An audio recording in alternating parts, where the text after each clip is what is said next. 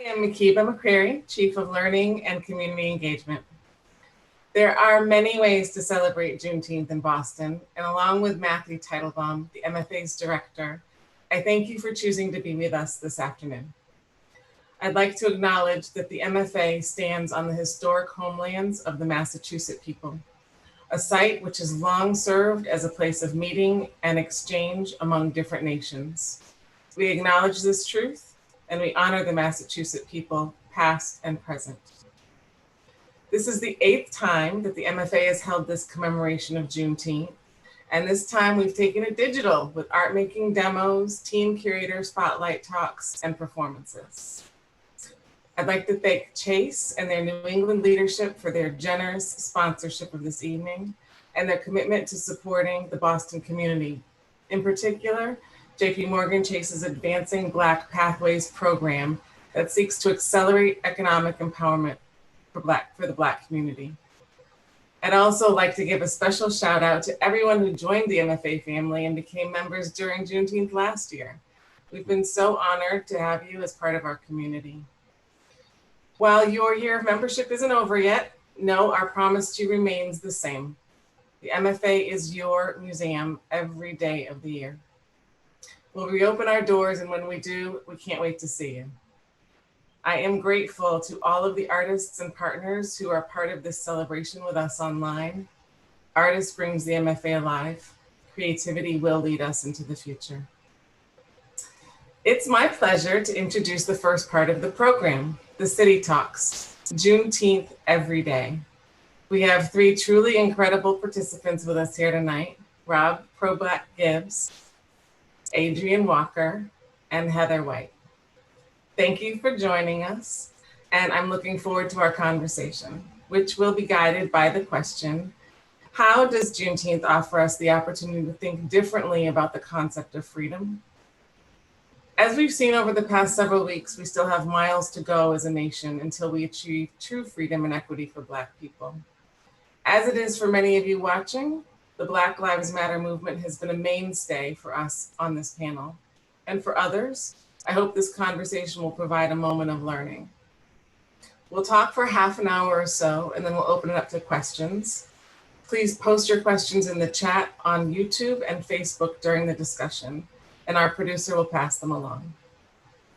So a quick introduction of our panelists. Problak Gibbs is a visual artist and organizer who has transformed the cultural landscape of Boston through graffiti art since 1991. Growing up in Roxbury during the hip hop golden age, Problak saw the power of graffiti as a form of self-expression. Graffiti became a tool for him and others in his community to chronicle and immortalize their culture and history. Beyond artistic practice, Problak envisioned graffiti and hip hop as avenues to reach and educate the youth of the city. In 1991, he co-founded Artists for Humanity, an arts nonprofit that hires and teaches youth creative skills, ranging from painting to screen printing to 3D model making. Currently, Rob is embarking on a new project as an artist in residence with us at the MFA, along with illustrator Rob Stull. They're leading a multi-part community mural project inspired by our upcoming exhibition, Writing the Future, Basquiat and the Hip Hop Generation. Heather C. White is an award-winning entrepreneur and lifestyle marketing expert based in Boston. As CEO of Trillfit, Inc., a boutique fitness studio and inclusive wellness brand, she is changing the face of fitness one hip-hop fueled class at a time. In addition, she serves as a Boston Healthy Community Ambassador appointed by Mayor Walsh, bringing wellness programs to underserved neighborhoods, and sits on the Dimmick Center's Road to Wellness Committee, as well as the Boston Chamber of Commerce's Small Business Advisory Board. She was recently named to Boston Magazine's infamous annual Power issue. Adrian Walker is a Boston columnist focusing on politics and local news. A native of Miami, he joined the Globe in 1989 as a general assignment reporter after 3 years at the Miami News. He was the Globe's City Hall bureau chief, State House reporter, and deputy political editor before becoming a Metro columnist in 1998. Walker was a member of the Globe Spotlight team that was a finalist for the Pulitzer Prize for local reporting in 2018 for the series Boston, Race, Image, Reality. Juneteenth celebrates the emancipation of Black people from slavery, or at least the announcement and affirmation of this declaration. In our prep call, I share with you all that I have really been struggling to embrace the concept of emancipation, in particular, in a moment where it's being driven home that my own Black son's life is in jeopardy. And I've been wondering, can freedom even be given to somebody? And so in an attempt to remain hopeful and productive, I've decided to consider what emancipation means with an expanded construction. So I've invited you to join me in answering this question. And I'll start by just launching in and saying, does Juneteenth offer us collectively the opportunity to think differently about the concept of freedom? Heather, can I start with you? Absolutely. I think that Juneteenth is something that definitely gives us the opportunity to think differently about the concept of freedom, because right now there's a revolution outside, because a lot of white folks are realizing for the first time that Black people ain't free and they haven't been free. And we live in a day where folks are still finding Black men hung from trees, and sometimes calling it lynching and sometimes not calling it lynching. So I think Juneteenth offers for us a time to really ask ourselves, what does it mean to be free? What will it take for everyone to be free? And for the allies in the conversation, what will you do? And who will you call out? And what policies will you support to ensure that Black people can achieve freedom? Because this is something that, in my mind, needs to be reevaluated every day as a Black woman. It's not something that's just granted to you and we wake up today and, oh, we're good now, because we're all seeing that we're not. And though a ton of brands are now realizing that Juneteenth even exists and granting their employees days off and things like that, I think that's wonderful. But I think it begs the question, what are you going to do with this? And what are you going to do with the injustice that you still see happening every day? And more importantly, what will you do with the injustice that you help to perpetrate if you are not actively anti-racist? Thank you, Heather. There have been a lot of statements made, haven't there? And in some ways, I feel like that's good. That's great that people are realizing that as institutions, they need to articulate where they stand and what their position is. But it does make you wonder, sort of, where has that been all this time? Rob, can you just share a little bit about this idea of, does freedom get given to you? Is it freedom if you are offered emancipation? And like, what's your thinking about Juneteenth in general? My thinking on Juneteenth personally is like it's like a check-in, right? Because we wake up Black every day. If there's a time of the year where we get to sit back and evaluate how and what got us to this point, and then what we need to do going forward to continue making sure that the positive motion is on the strength of like our children growing up better. I have to think about Juneteenth on the strength of how I'm a teacher to my daughter, right? In reference to just evaluating what's going on, what you're going to be a part of, what moves or what actions you're going to take to have a conscious effort to do more than what you speak about. Because it's tiring every day to think about, am I doing this the right way? Are we a part of things that support us? And just having that that lens, it gets foggy quicker than a year span. You know what I mean? So it's something that, like, I feel like the concept of being able to like have freedom given to you blows my mind all the time. And the way that we're seeing things right now questions that to a degree that, like, how and why did it take so long for these issues to be brought up, let alone addressed? Enough is enough, but that's not necessarily a reason to like push the agenda so we're pacified or compensated. because it's an everyday thing. It's a marathon. It doesn't just happen right now. It's not a trending moment or happening. So I feel like to take the time to reflect around Juneteenth, whether it's in the comfort of your family or like figuring out what you're going to do from this day forward. I feel like that concept could be shown better than it could be told, but we just need a lot more eyes watching what we do instead of watching us like what we're stereotyped to be. Adrian, I read your column and you said, as much as anything, Juneteenth is an observance of promises still waiting to be delivered. And the absence of those promises is hitting us with full force. Where were you going with that? Well, first of all, I want to say it's a real pleasure to be here and to join you guys, join the panel today. And, you know, it's fun, you know, the story of Juneteenth is that, you know, this is the day when everybody was set free. And we now know that that's not exactly right. So, you know, this is a day of reflection. It's a day to really think about what freedom really means. And it's a day to think about the gap between the stories we tell ourselves in this country and our day-to-day reality. And I think the big question about Juneteenth for me is, what do we do tomorrow? You know, it's great that brands are sending us emails, you know, wanting us to know they're in the struggle and they're giving people days off. But that's a baby step, if that. What do we do tomorrow is the question we need to ask ourselves on Juneteenth, not just Black people, but all Americans. Sorry, I'm using my Zoom protocol. I'm muting when I'm not talking. I think we've all had this conversation just recently, one-on-one, but I remember when I said to Rob a week ago, I said, you know, I don't think I've ever really celebrated Juneteenth before, other than I know that there's an event at Franklin Park, and I was a little bit embarrassed to admit that. But as I keep talking to more and more people, I realize that that this is not something that I grew up with in my household as a day of even commemoration. It's very new to me in many ways. And so I'm wondering if I'm the only one. I mean, Heather, is this something that you've grown up?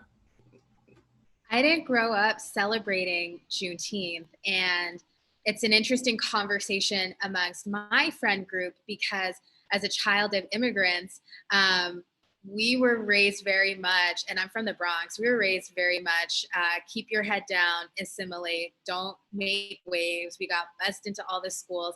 And a celebration like Juneteenth was just not something that we knew. We celebrated when Belize won its independence and when Jamaica won its independence and things like that. But Juneteenth wasn't something that I learned about or identified with until I came to Boston, which has been really interesting. So to come to a city with such a deep and historic legacy of racism and to find my Juneteenth practice here, of all places, has been really thought-provoking and interesting. But no, I didn't grow up with it, but now it is very much a part of my annual celebration. Rob, we talked a little bit about like what you did last year on Juneteenth. Where were you? I was at the vineyard, making moves. I was sending my family to the vineyard and going out there a couple of years ago for the first time really opened my eyes to what like people do out there with the same agenda. I feel like growing up, we probably, celebrating a specific day to be Black or to celebrate your liberation and things of that nature. I think there was a reason why Juneteenth wasn't introduced to us young, because we were some wild dudes, man. And then imagine having that much information, knowing that like around this time of the year we getting ours. I felt like Juneteenth was introduced by being around like minds who practice just the idea of just really kicking it. And you were old enough and mature enough to understand how to have that conversation with functional, like you won't react to it. You know what I mean? You could be very, very specific about how you take in that information and go forward by just demonstrating versus you're mad because this particular thing happened. So when I went to the vineyard and seen everybody that was on the same agenda, which is to just lounge, chill, and kind of kick it. It was deep to see like the inkwell. Like I could feel what was there, and to be somewhere as far up north as Boston, where like the common question is, yo, I didn't know there were Black people up there, and I'm like, yeah, we're here, but in what ways are we practicing to showcase that we're here, so nobody just thinks it's just the small groups that are associated with the city. And Juneteenth is one of those situations, but I feel like there are things that build up to it, and at a satellite where we go as people that we all have in common. And going to the inkwell was a whole experience that me and you spoke about. So it was cool. It was a cool experience. Yeah, I think of Franklin Park, like that's what, I mean, right around this time of year, I'm talking to friends and they're saying, you know, I'm heading up to Franklin Park for the day. And that feels like a real community, like a moment where we're coming together, where there's community. But it is fairly celebratory. I mean, there's music and there's food and, you know, there's, I'm sure, like intimate conversations amongst family members, but I'm not sure that we have enough moments from my perspective of real talk on this day. And I mean, one of the things that I hope that the MFA can continue to do, we have huge attendance on this day when we're live. And last year, you know, we had a city talk where there was some real talk, and Adrian, you wrote about it in a column, sort of, what is this interesting juxtaposition between 5,000 people showing up at the MFA to celebrate Juneteenth? How many of them were actually people of color? How many were white? I think last year I saw a real 50-50. But I don't know if that had been the case, you know, moving up until last year. And I certainly hope that when we reopen, that we can continue the conversation, Adrian, that we had last year around the idea that if you want to start to take ownership of a space, you need to show up. You know, you need to actually, that was my position anyway, but that's what you asked me about. And so I'm curious if you could just reflect a little bit on two things. One, between last year at this point in time in the city of Boston, and you can hold at the MFA in that conversation, we're accountable for our history and also our future. And then like where we are today in this moment when I feel like we've survived 3 to 4 weeks. Like this has been a moment where we've survived 3 to 4 weeks of real trauma, frankly. Oh, absolutely. Yeah, as you mentioned, last Juneteenth, I was at the MFA watching panels like this one. And, you know, it was a fraught moment. The MFA was right in the middle of everything that had gone on with the middle school students that had come in and been mistreated, and, you know, the big backlash about that, and trying to respond to it. And, you know, it's funny, it feels like 5 years ago now, because so much has happened here in 2020, right? Between the coronavirus, the protests, and the social justice movement. So again, this is a big moment, and I think that institutions like the MFA have a real role to play. I think the MFA soul searching really began, you know, a year ago, but you know, it's a process that's got to continue, and it's really, really important now as we continue to think about the ways, you know, we kick open the doors of institutions that have made people feel excluded.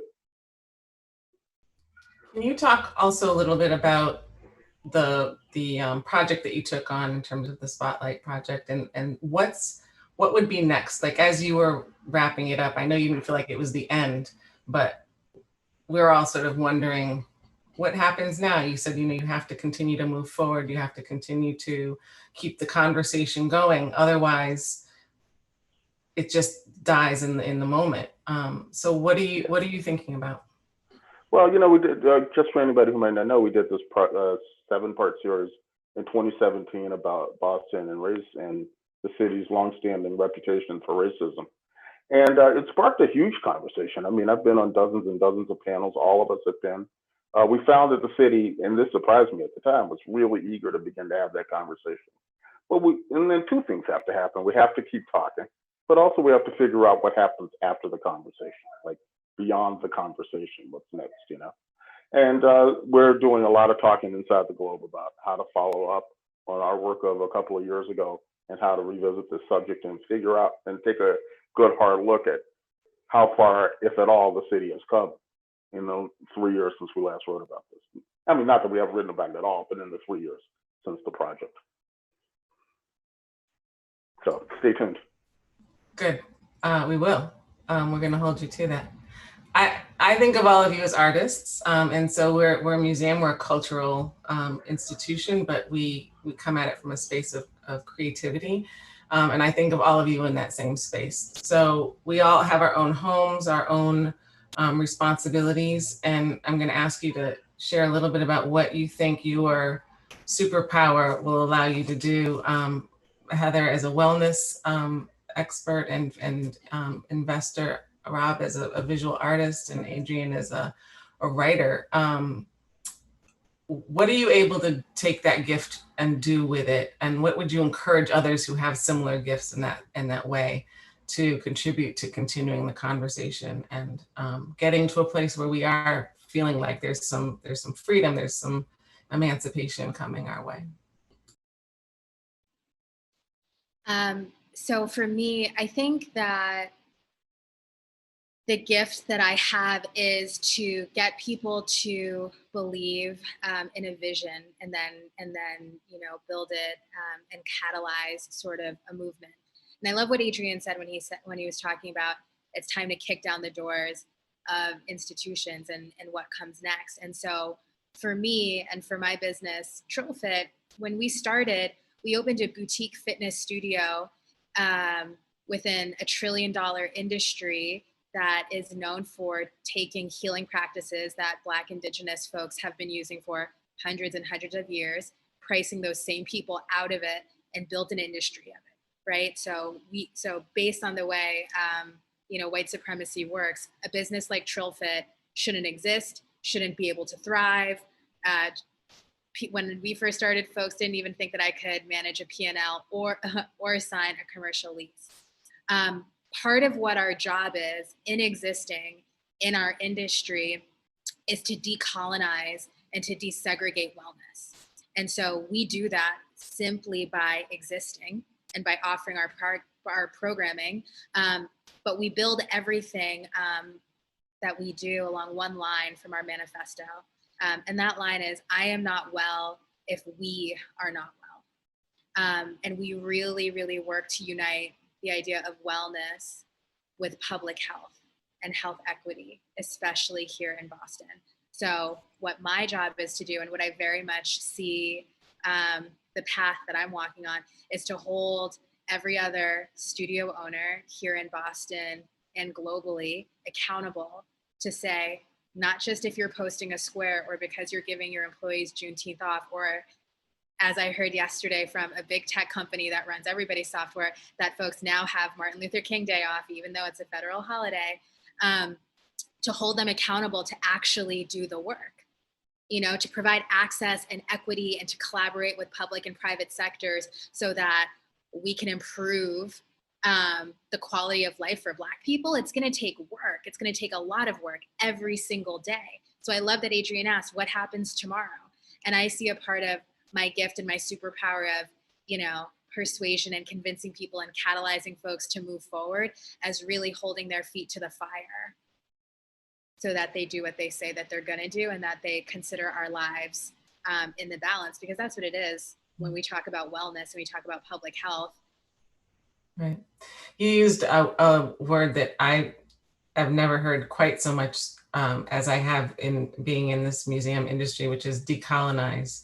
Can you talk a little bit about what you mean by that for the rest of the audience that's listening?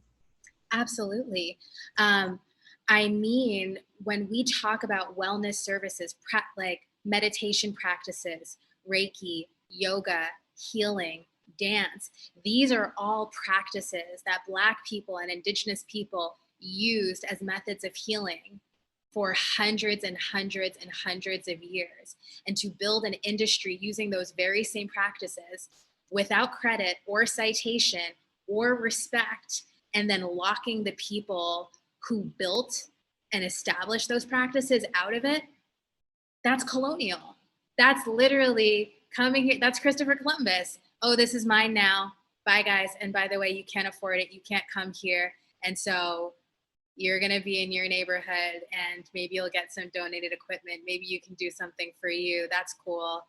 You know, it's that tacit understanding of, look at the line of Tremont Street. You know, Rob sort of talked about this. His artwork marks the way, you know, and we know if you look at Back Bay and the heart of Roxbury here in Boston, the life expectancy decreases by over 30 years, right? That is an effect of systemic oppression and colonialism. So to take all of these processes and these methods that can actually heal us and make us feel well and help us live longer, to take that away from Black and Indigenous people, that's colonialism.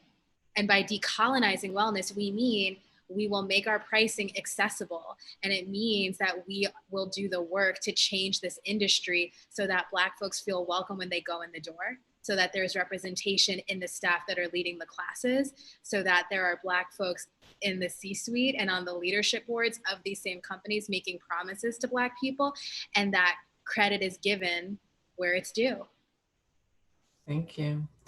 We're getting a few questions in. Before I go to them, and Adrian, I've got one for you. I'm just gonna toss to Rob for a minute because I want to ask you, I want to invite you to talk about your work scales entire sides of buildings. I mean, the project that you're working on right now, you can see from a field away, and it is has a statement. It's making a statement. It's having a conversation really with whoever walks by it.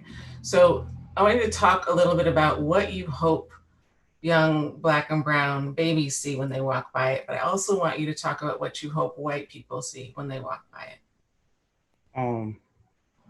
Let me start by talking about what I would love little Black and brown babies to see, because that's the future that we're all in front of and can't really turn our backs from whatsoever.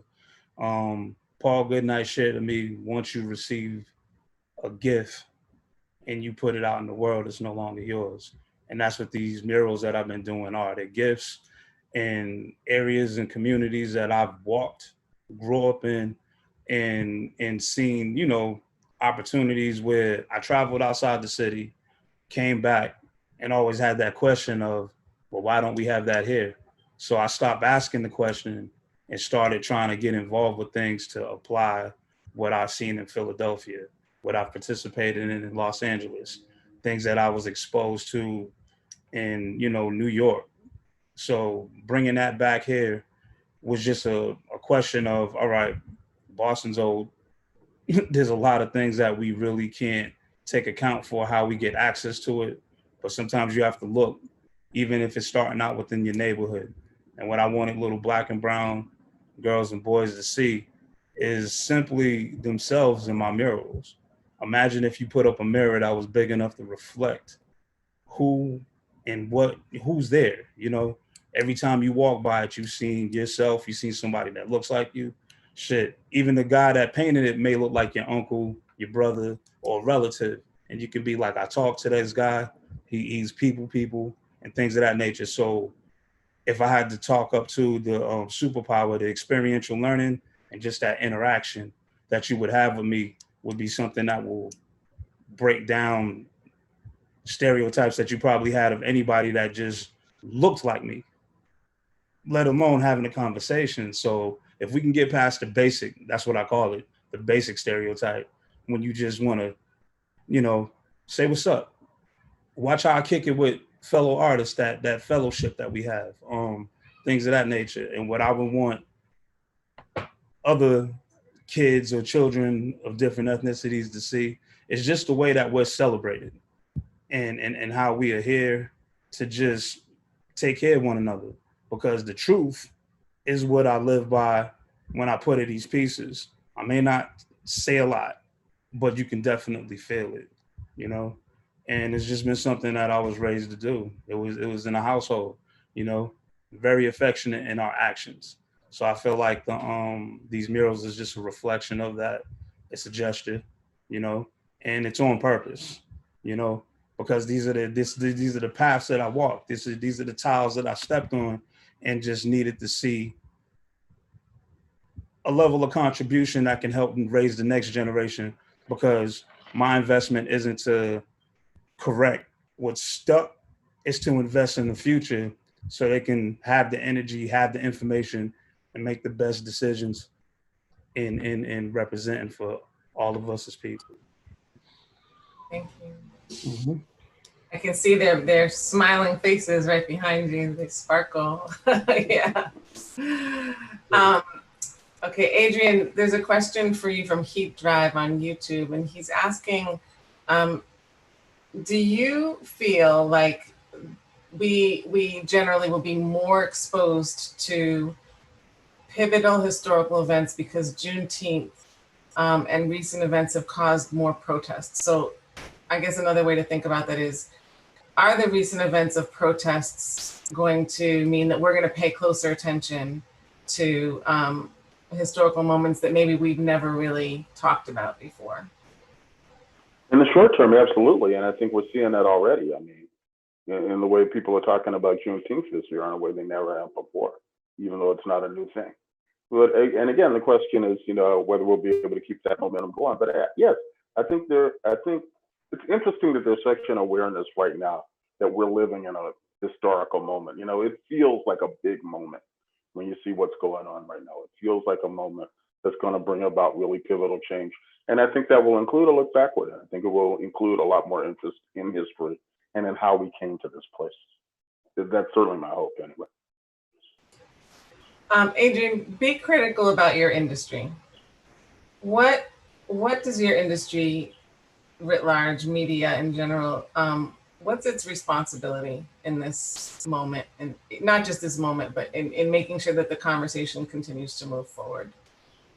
My industry has a huge responsibility in amplifying voices and talking to everybody and in making sure that this moment does not get lost. And let's be honest, you invited me to be critical, and I will be. My industry does not have a great track record in this regard, or even a good track record. So we're going to have to do a lot better than we have done. We're going to have to do better at diversity. We're going to have to do better at inclusion. We're going to have to do better at listening to everybody and including voices. And we're going to have to do better at speaking truth to power.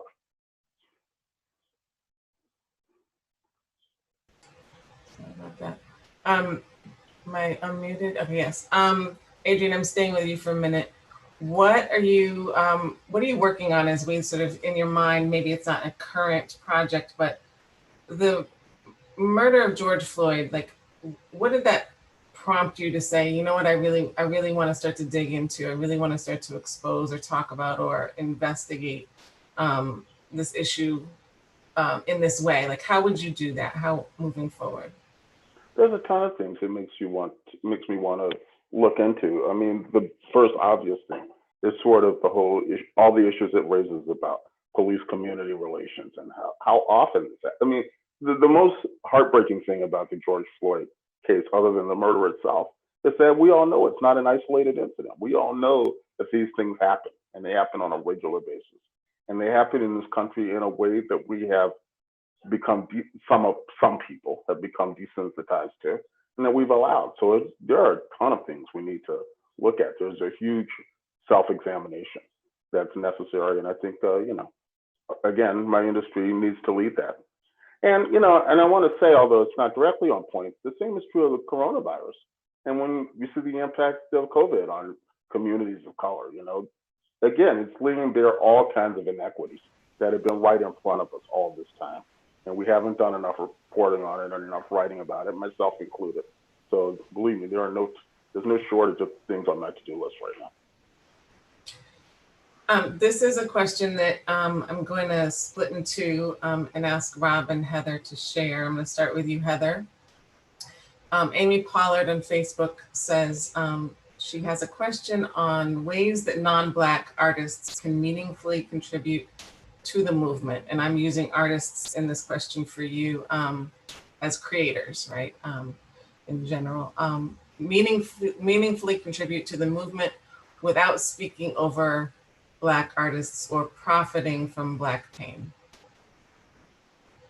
So this is a question that I've been getting a ton, and I assume almost every Black person on this call is either getting emails, phone calls, texts from white friends and allies saying, "Okay, what can I do to help? It's like the scale of allyship. What, like, are you okay? I love you. What can I do to help? And then, you know, more thoughtful questions that are sort of, okay, like, how can I be a part of the solution? You know, and I like that the comment said, without profiting from Black pain. What I would say to this is, use your privilege, use your platforms, and use your voice, and use those things to encourage the folks that you create art for, whatever that format is, to hire and uplift Black voices, period. You know, whenever anyone asks me in the wellness space, oh, okay, well, what can I do to uplift Black voices in wellness? Hire them. Do it. Change the diversity makeup of your studio.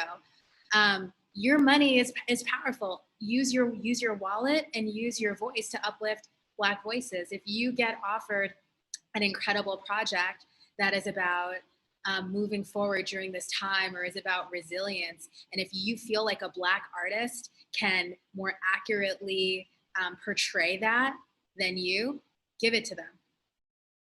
And that would be so powerful. Turn it down and give it to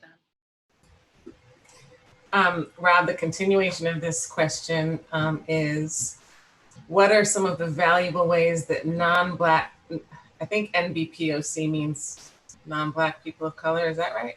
Okay, I'm learning, yeah, okay, thank you. NBPOCs can contribute. Or do you think it's best if we focus on amplifying Black artists rather than creating our own work related to the movement, which is really the sort of carryover from Heather's recommendation? So do you agree? Do you agree that folks should step aside and amplify opportunities for Black artists? Or do you feel like you have enough space for that? And that's and thank you, Heather, for bringing up something that I would love to echo. Like, give us the ball and let us run.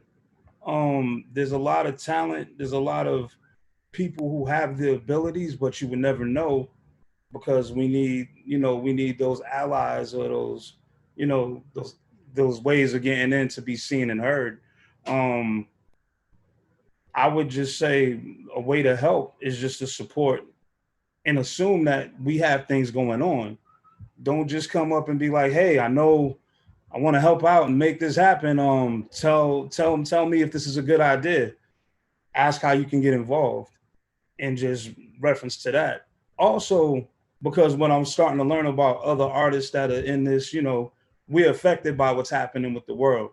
Give us a little bit of time to feel what's going on, because the call for action might be a calculated step that we just can't immediately react on. Your next move is your best move. All eyes are on you. What's going to happen when you're an artist named Problak? What do you got to say to the movement?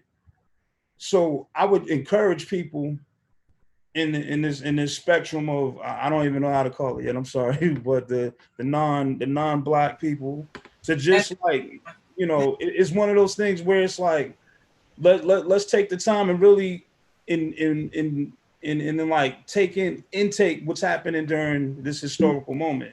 If you have people that are talented, put them in position where they can take the ball and run, but it's not gonna just stop after the noise dies down. This has to go on. There's a longevity to this. The fact that something needs to happen is a problem. So let's make it no longer a problem by doing it in anecdotes and making sure that we're consistent in the messaging, making sure we're consistent in our story so that it's told correct and that we're supported and, connected the best way possible. Let's make sure that we have that time and space and the mental wellness to be able to take that on, because how I feel today may be fueled by something that, the media puts out tomorrow, and change my trajectory and, in messaging. So definitely give us the ball to run. We know what to do with it, but also give us the time and space to just make sure that we do something that counts, and we're not just chasing the Joneses, following the trends. It's life-changing, and this is what we do. This is our life work. Rob, you spend a lot of time with young people, so in your day, night, whole life job, but at Artists for Humanity, what What are they talking about? What are you hearing them express over the past few weeks? Oh wow, there's a few young people that are like getting themselves in the conversations that I'm surprising that they're organizing because of this, you know, because of the whole platform of Zoom or social media, and they're using, you know, like little Dion, he did something called Real Spit. Now we can go a lot of ways with that, but that's you know, in their language and in their vernacular, he's like, yo, I'm gonna host something that's just gonna be safe and open to where young people are powering this situation, and it's called Real Spit. There's others that are getting involved in bigger projects where like their contribution could just be very small but impactful. And young people are just talking in reference to trying to not feel powerless, you know, at a time where you can go outside and you feel like you're being hunted, or you got adults that are just as scared as young people are because there's a series of things happening. So there's a lot of conversation going on, a lot of creativity happening. This is like a buffet for people to do things that are creative, but you know, you don't know how hot the plate is yet to pick it up and serve yourself. So there's a lot going on, and I'm just sitting back and I'm listening. That's what's happening. They're talking, and as an adult, I'm just trying to be responsible and listen and let them know that I hear them, you know? I'm gonna switch gears for just a second. And Heather, you jumped into an industry that was, as you started to say, incredibly white, dominant, and also really expensive.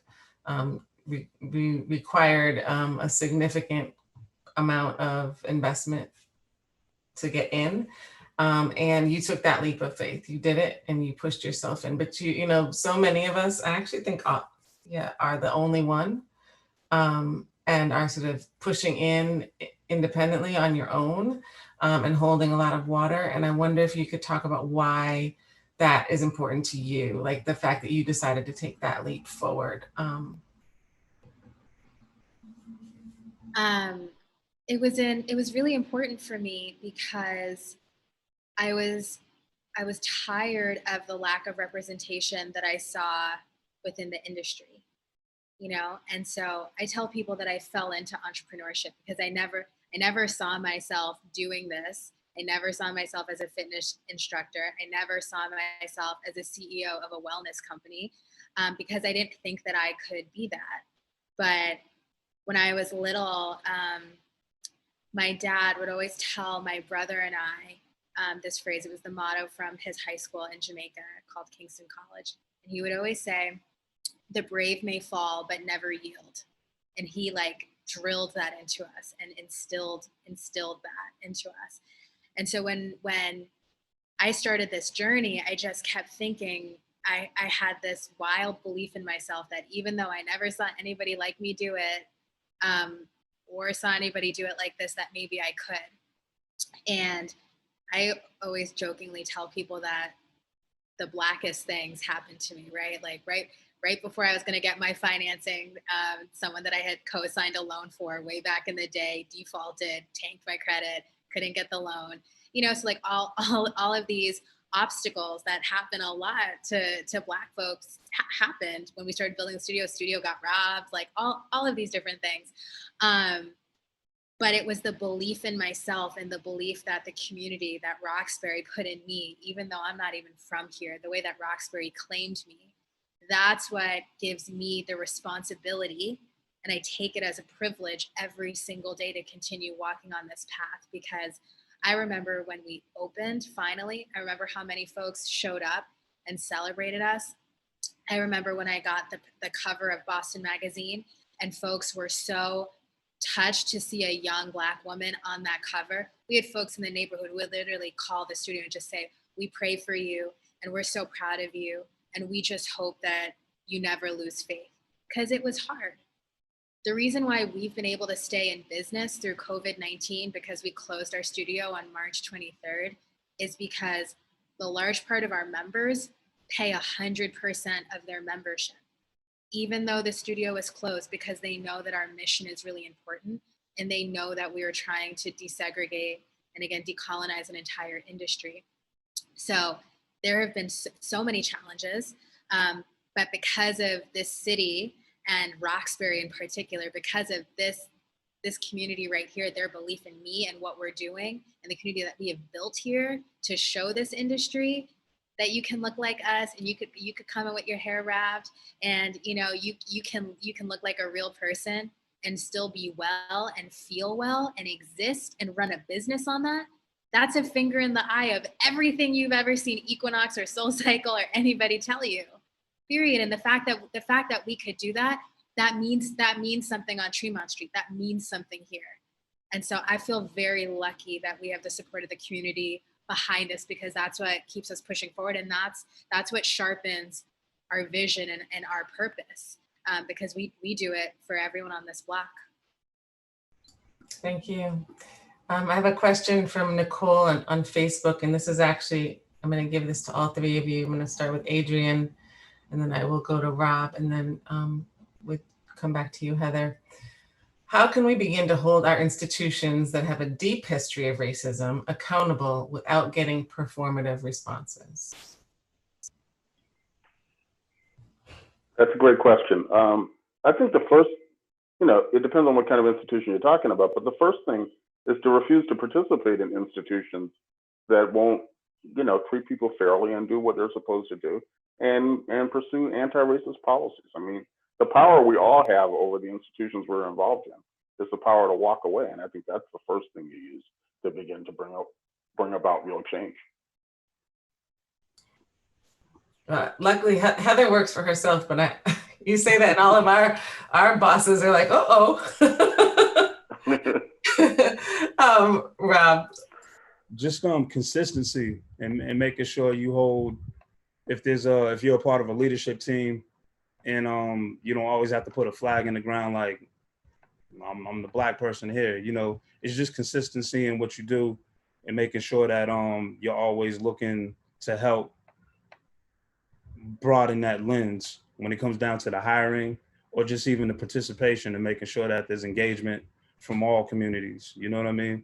Especially where you see lack thereof. So our consistency in what we do, not just to wait till February or today, next year to want to do something for Black people. You know what I'm saying? Like, let's just make sure that it's consistent throughout. And I would echo all of that and just really encourage people to show up.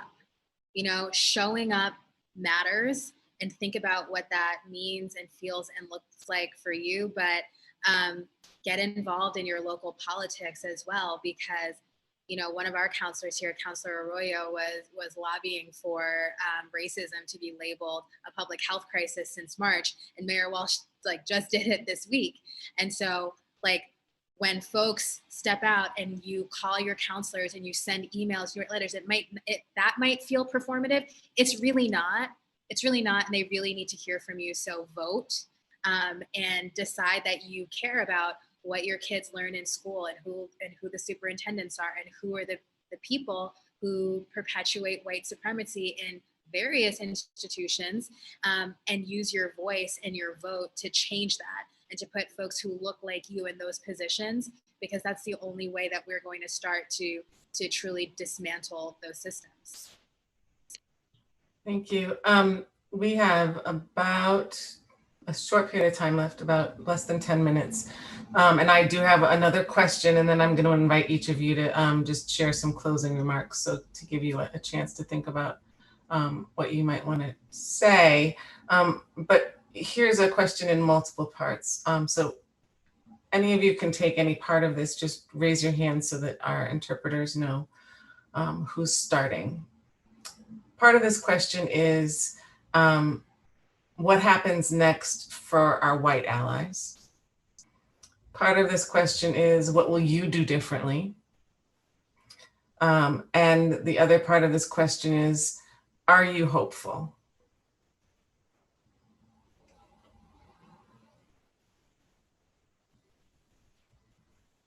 Go ahead, Heather. Go ahead, Adrian. I was just about to say, Adrian, you go. Oh, okay.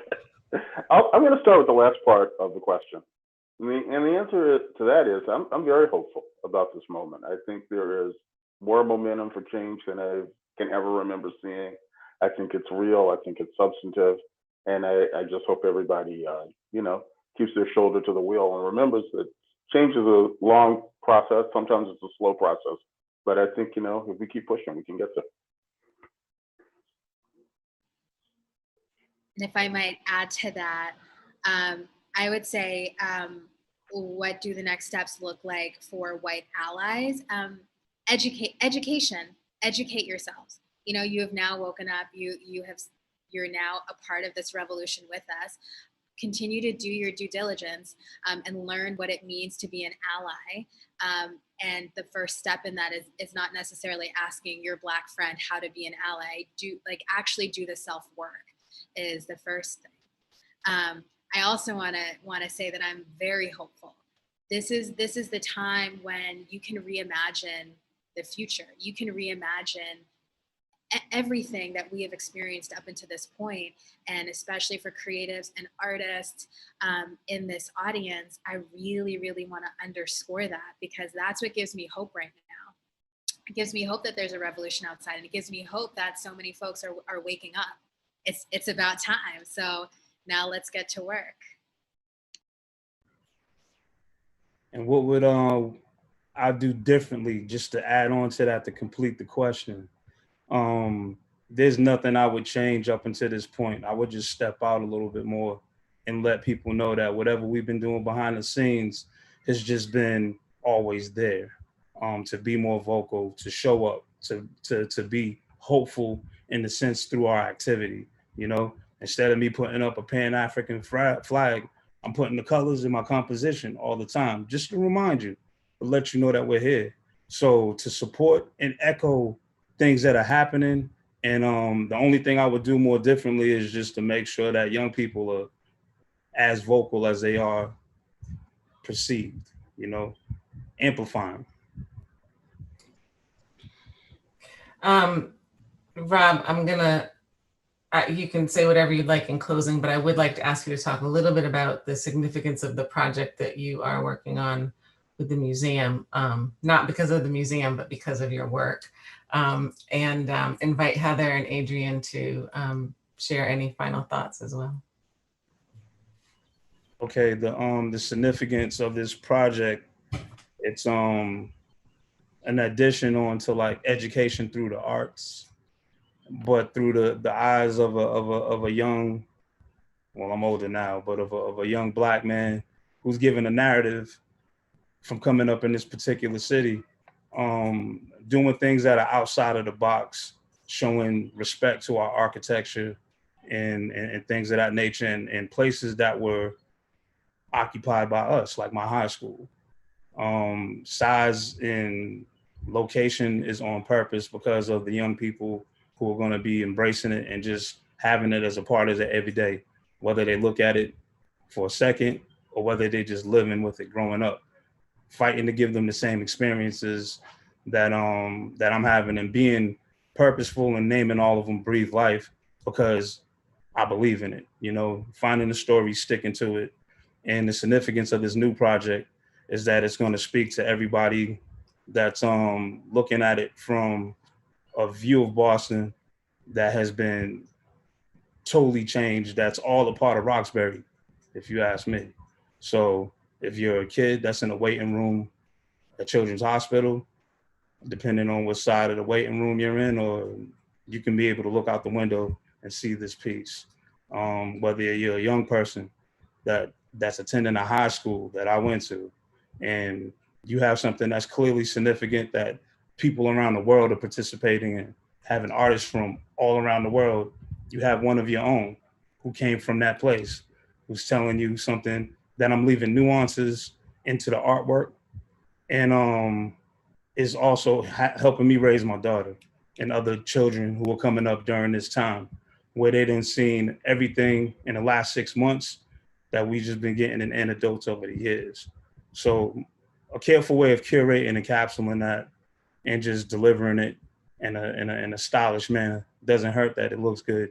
So I'm gonna continue to make it happen. I'm a little biased, but I think it's beautiful. It's a beautiful young little girl. I'm in love with her.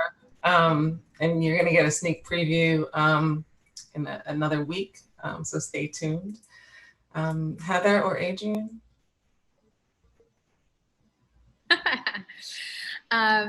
One of the things that we've been doing at Trillfit that I think has just been great is we've been hosting these lobby talk conversations each week.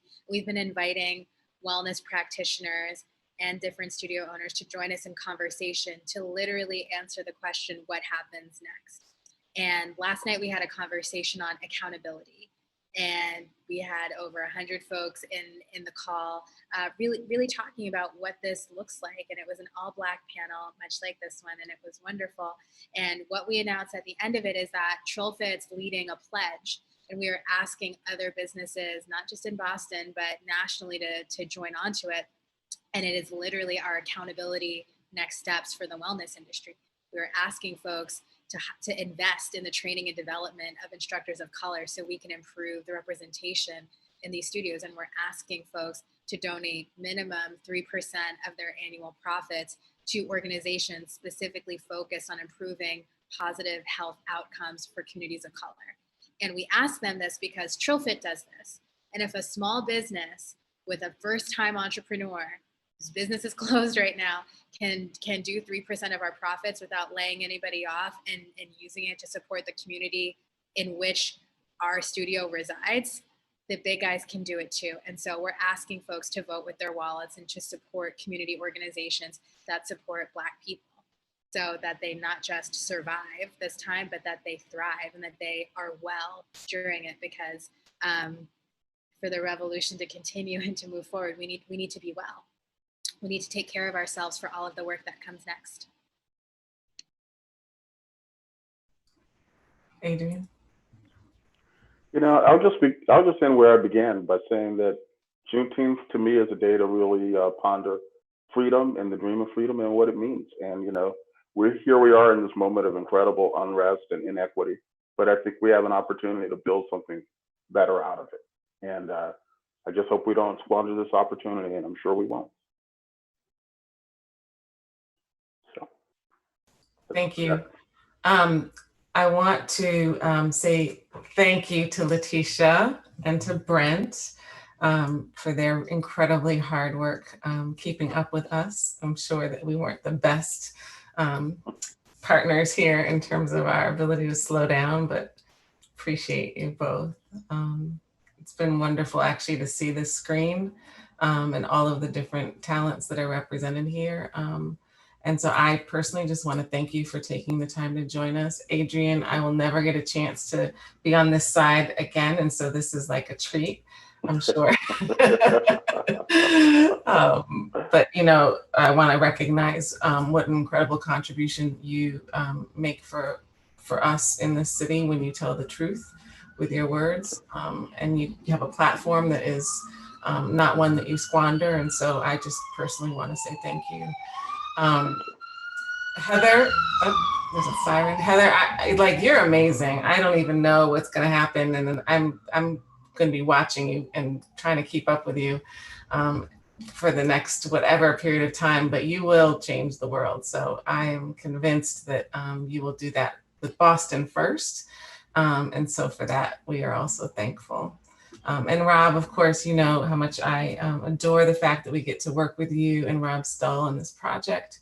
And more to come with that. I will say that this has been, the project has been posted on our social media pages, and so you can check it out there. So in closing, I want to thank everybody again for their participation. I'm going to say that art truly does have the power to transcend, and I'm grateful to have been able to bring that to you today, our audience, along with these 6 incredible partners. We are going to highlight a special project, the project that I've been referring to with Rob Stull and Rob Gibbs and an incredible filmmaking team beyond measure. And this was a project that was done as a part of the MFA's 150th anniversary. And it's actually one of the few that has survived both the pandemic and this crazy moment in time. So I'm even more proud of that. It's over the next month. Rob will be completing the mural at Madison Park, and you can walk by with a social distance frame of mind and watch him do his thing. But we are going to share a little bit of a behind the scenes conversation that we had with the filmmakers and both of the artists in a minute.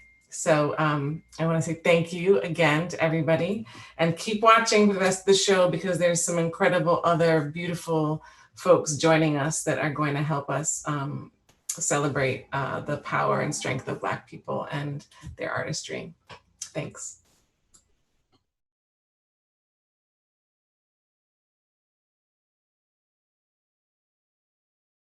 When did you first know that you were an artist? Kindergarten. There was so much art around me. Gibbs, what's the hardest thing about being an artist? Maintaining a what would be considered a regular life schedule. I don't like the term starving artist.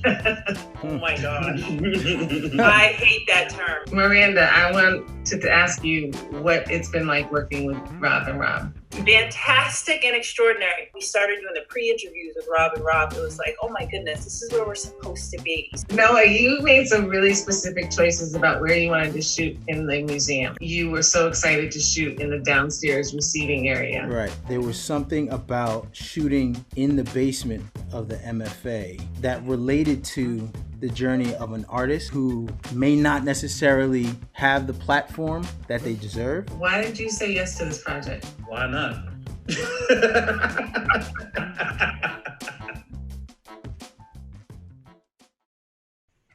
Hello, my name is Roxanne Cook, and I'm the New England Regional Director for JP Chase.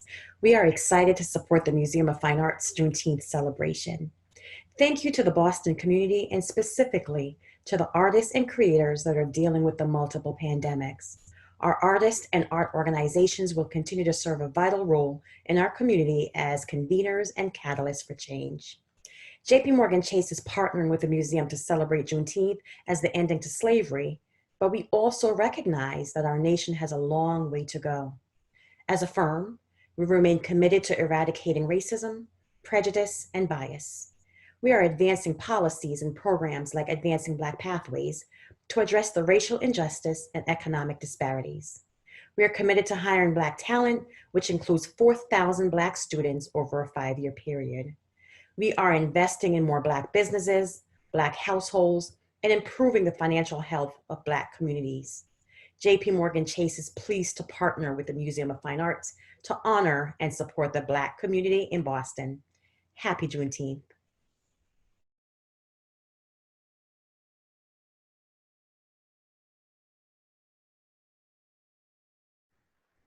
Hi, everybody. My name is Ekua Holmes. I'm an artist here in Boston, and I'm also a children's book illustrator. And this book, Black is a Rainbow Color, is one of my favorites. It was written by Angela Joy, and I'd like to read it to you, especially in celebration of Juneteenth.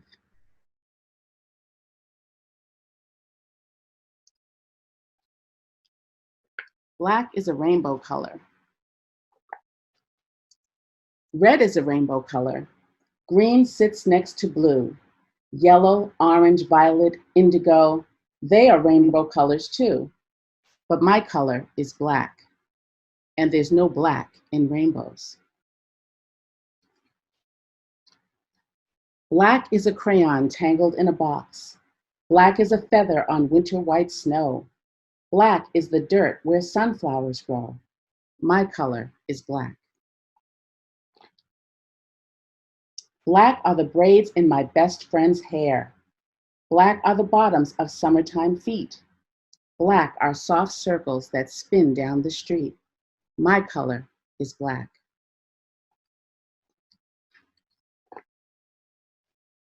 Black is the robe on Thurgood's back.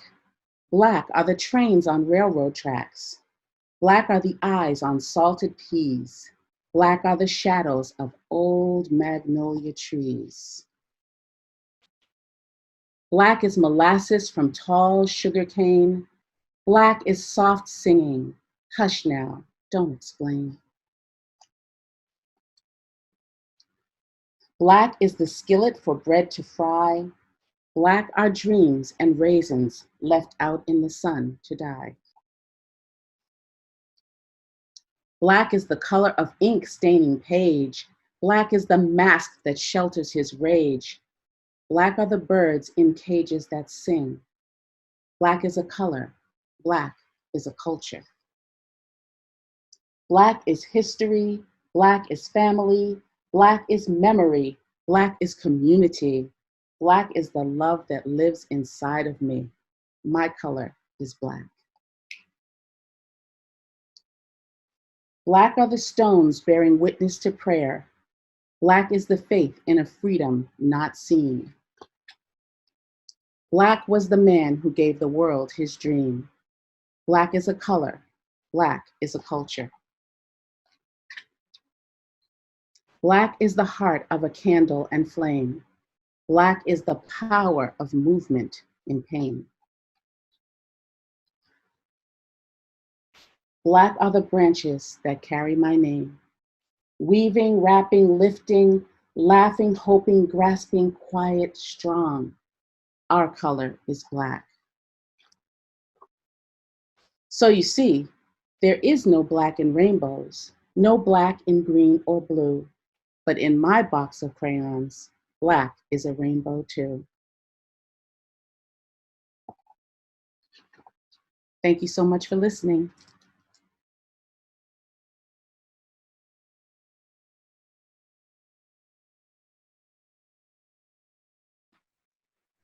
I'm so proud to celebrate Juneteenth with this community.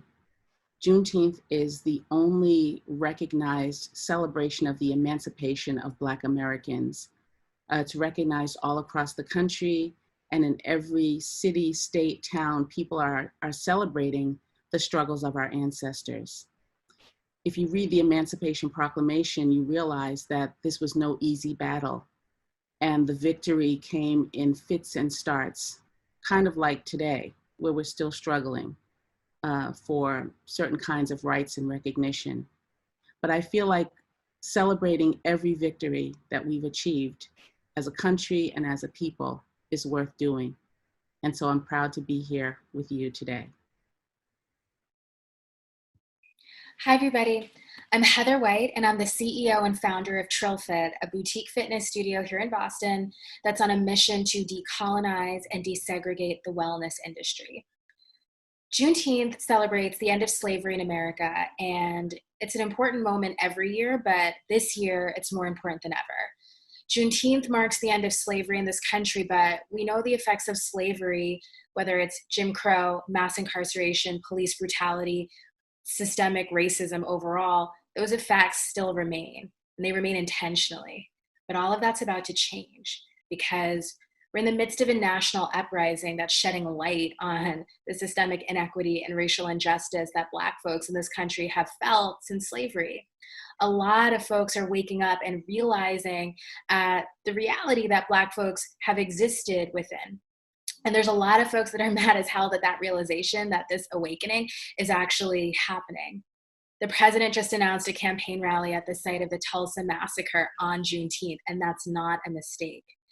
As so many allies join this conversation and this fight for racial justice, it's important that we reflect on our history as we plan to move forward. This Juneteenth, it's important for us to ask ourselves over and over, what is the cost of freedom? What must be sacrificed for freedom? And what are the things and systems that must be reimagined and rebuilt in the name of freedom? Juneteenth has always been a celebration. It's always been a time for me, for sharing, for calling for community and conversation. And this year is no different. We're just louder. We're calling for community louder than ever, and we're fighting for freedom with everything that we've got.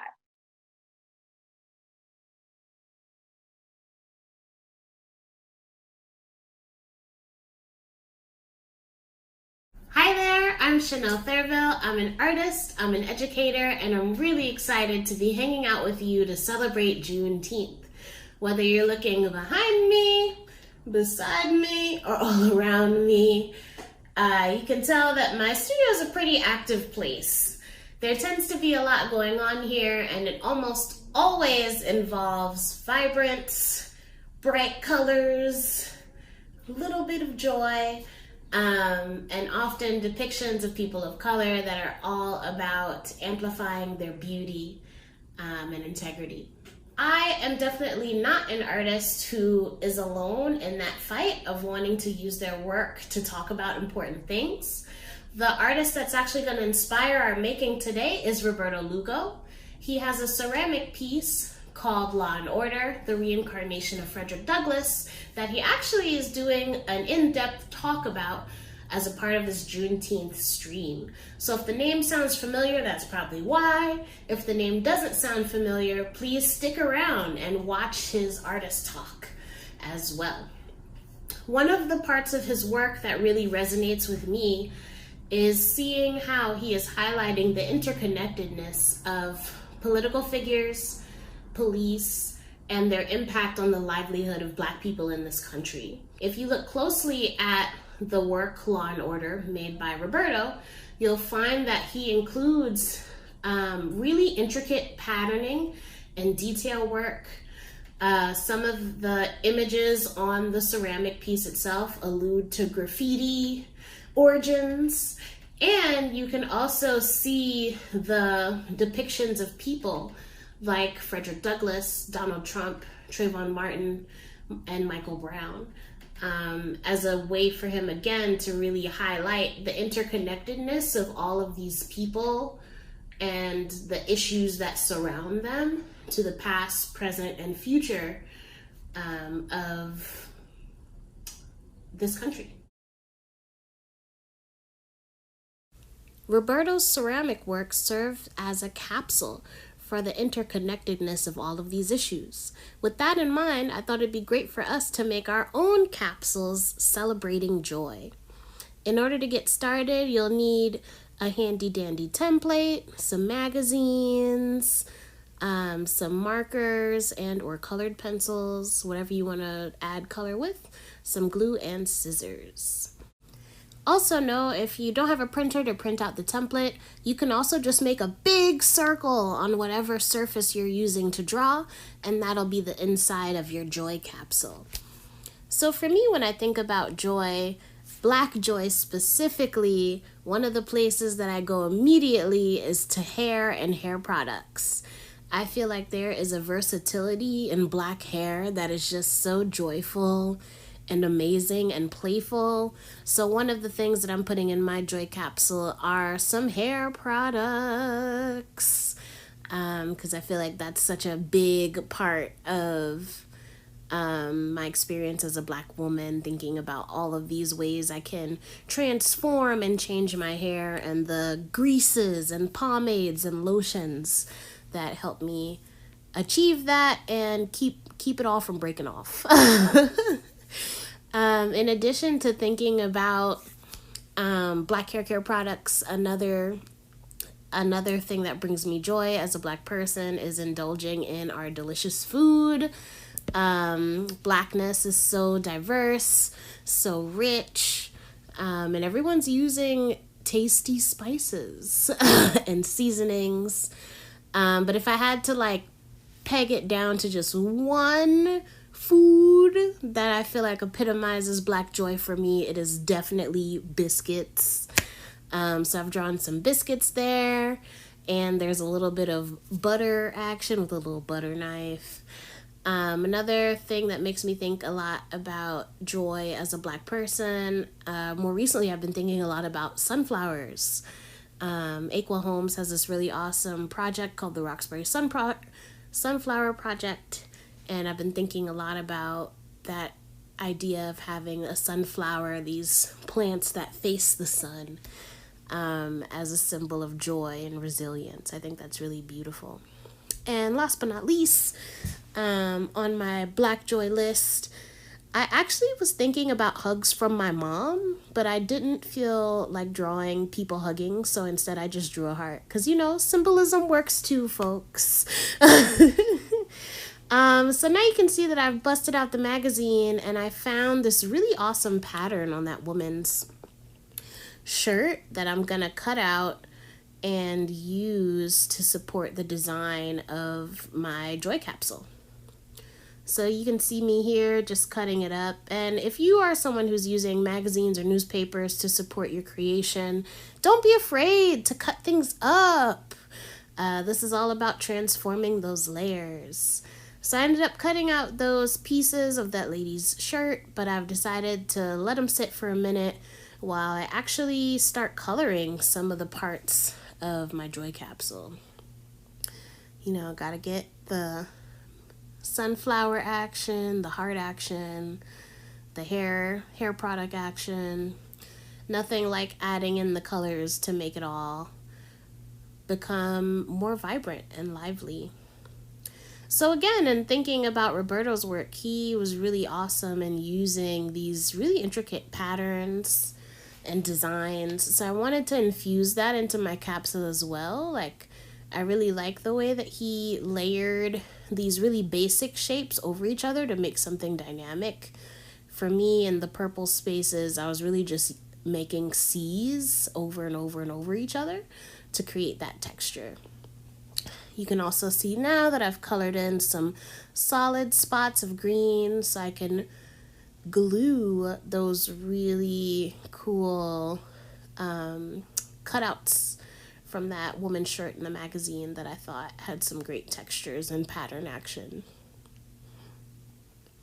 So yeah, don't be afraid to layer it up, folks. If you are using markers or crayons or color pencils, whatever tools you're using, don't be afraid to add the layers of magazine or newspaper on top or even in between.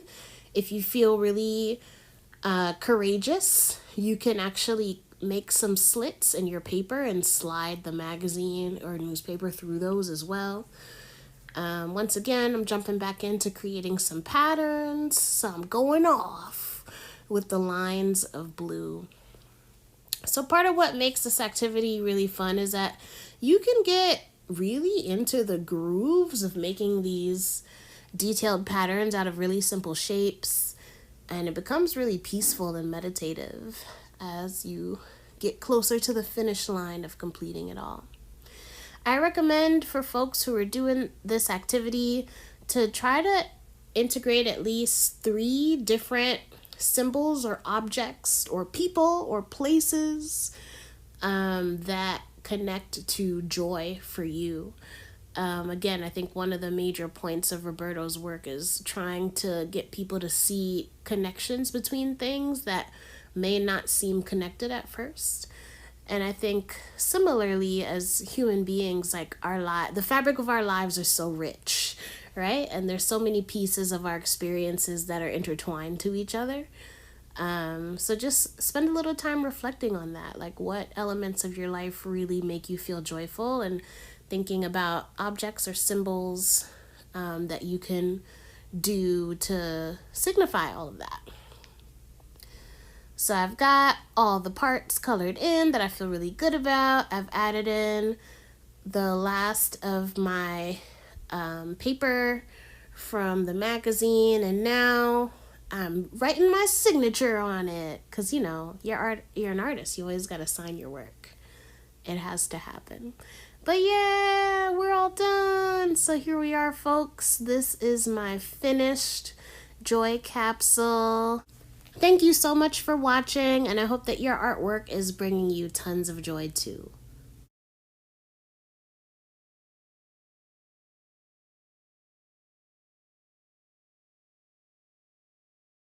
So, hi everyone. Thank you so much for joining us today for the MFA's virtual Juneteenth celebration. My name is Michelle Miller-Fisher, and I am the Ronald C. and Anita L. Wornick Curator of Contemporary Decorative Arts at the Museum of Fine Arts in Boston. And I'm here to help commemorate Juneteenth with a virtual spotlight. And I'm going to talk about an amazing and super powerful work called Law and Order, the Reincarnation of Frederick Douglass. And I'm talking about it with the artist himself, Roberto Lugo. Roberto, it's so lovely to be here with you today. Thank you for taking the time to do the spotlight talk with us.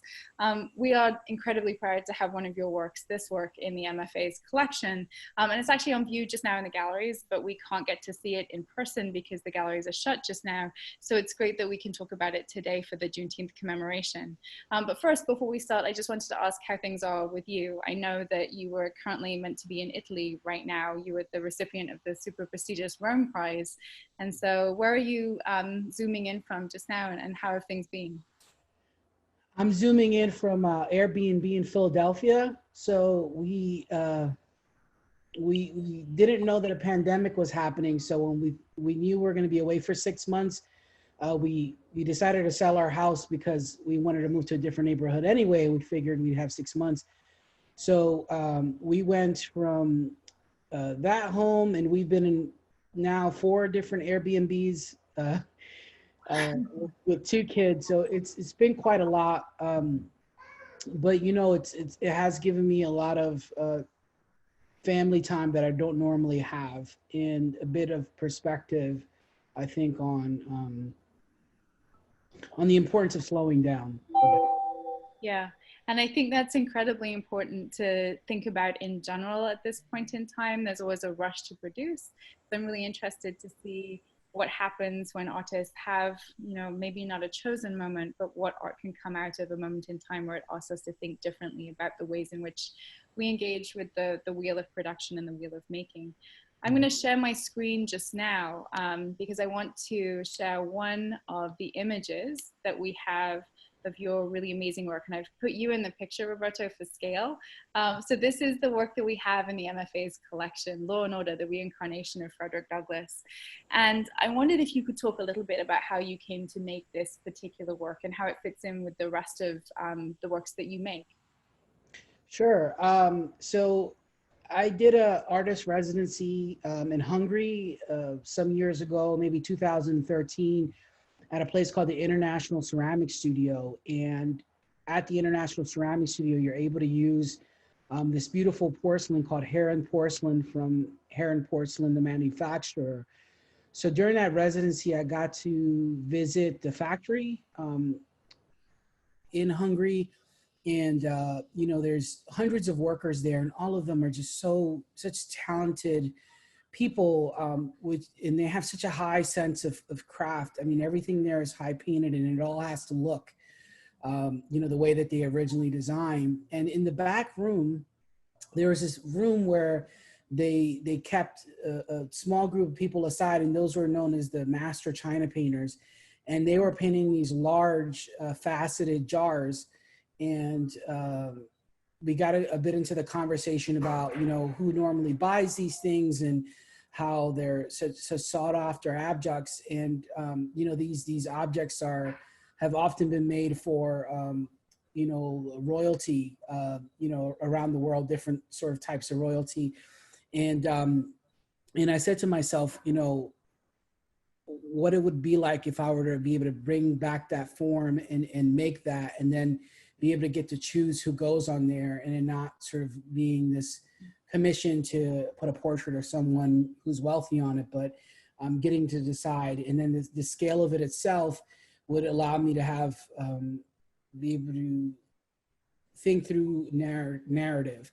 So on most of my work, I'll generally have these 2 vignettes, and I'll feature portraits of people that I wish to pay homage to. And this idea came from not seeing enough people of color working as craft artisans, and, you know, receiving acknowledgement for their work. But then also the people that have been featured on not just ceramics, but really just visual arts as a whole have been not necessarily my idea of who I would put on those. And so as an artist, I have an autonomy to do that. And so this particular piece came from a combination of things. It came from, I've been working with a lot of historic figures that were abolitionists, like Frederick Douglass. And there was this interview with Donald Trump where he spoke about him as if he was in the present tense. Mm-hmm. And so that's the idea of the reincarnation of Frederick Douglass currently existing. And me thinking about living in a world where, for me, Frederick Douglass is, you know, like like a famous, I don't know, like a president or someone that, you know, it's easily recognizable in my community and culture. And so is Trayvon Martin, and so is Mike Brown, and these faces, and thinking about how, you know, even the most famous person in my world is foreign to someone like a Donald Trump, and to a large part of America who doesn't know his contributions. And so that intertwined with the idea that, you know, at the time he'd also mentioned, they asked him about, you know, the stop and frisk laws, and he mentioned his response to it was that we need law and order. And he just kept repeating law and order. And I just thought of what that meant to others in keeping people of color in line in how we do that. And it's through positions of power, the president and politicians obviously being in positions of power, but also police being in position of power. So just to clarify with this piece, I'm not saying that every politician is a racist, and I'm not saying that every cop is a bad person, but those are positions that basically you have the autonomy a lot of times to take somebody's life through your actions. And so in this piece, there's actually a paddy wagon that's also a conveyor belt of people going in and not coming out alive. Yeah, and we can look at a detail, make sure that we have a detail of that folks can see on the screen when they come to see this particular conversation. I guess one of the questions that I have for you, Roberto, and it's one that like often comes to mind when I'm looking at your work, and it's particularly actually strongly in my mind just now when we're in the aftermath of the story of Christian Cooper, who was stopped in Central Park because he was a Black man wild birding, or of George Floyd, who very recently was killed by the police as an act of police brutality. When you are thinking about including figures whose narratives are incredibly powerful, but also incredible reminders of the presence of white supremacy in our everyday lives, how does that come to affect you as an artist? Not even just as a person, but as an artist too, because they are both powerful histories to tell, but also really deep emotional places to go, I think, as an artist. Like, how do you keep a sense of hope or just general well-being? Yeah, well, I mean, it can be really taxing. And I think a lot of times it derives from a very organic fear of my own life, and the fear that I grew up around, like fearing police and not trusting, you know, people in positions of authority. And so, you know, in making these works, I try to think about not necessarily the function of pottery as a tool to eat and drink from. I am a fan of that, and I do some of that too, but I'm thinking more about the function of it as a sort of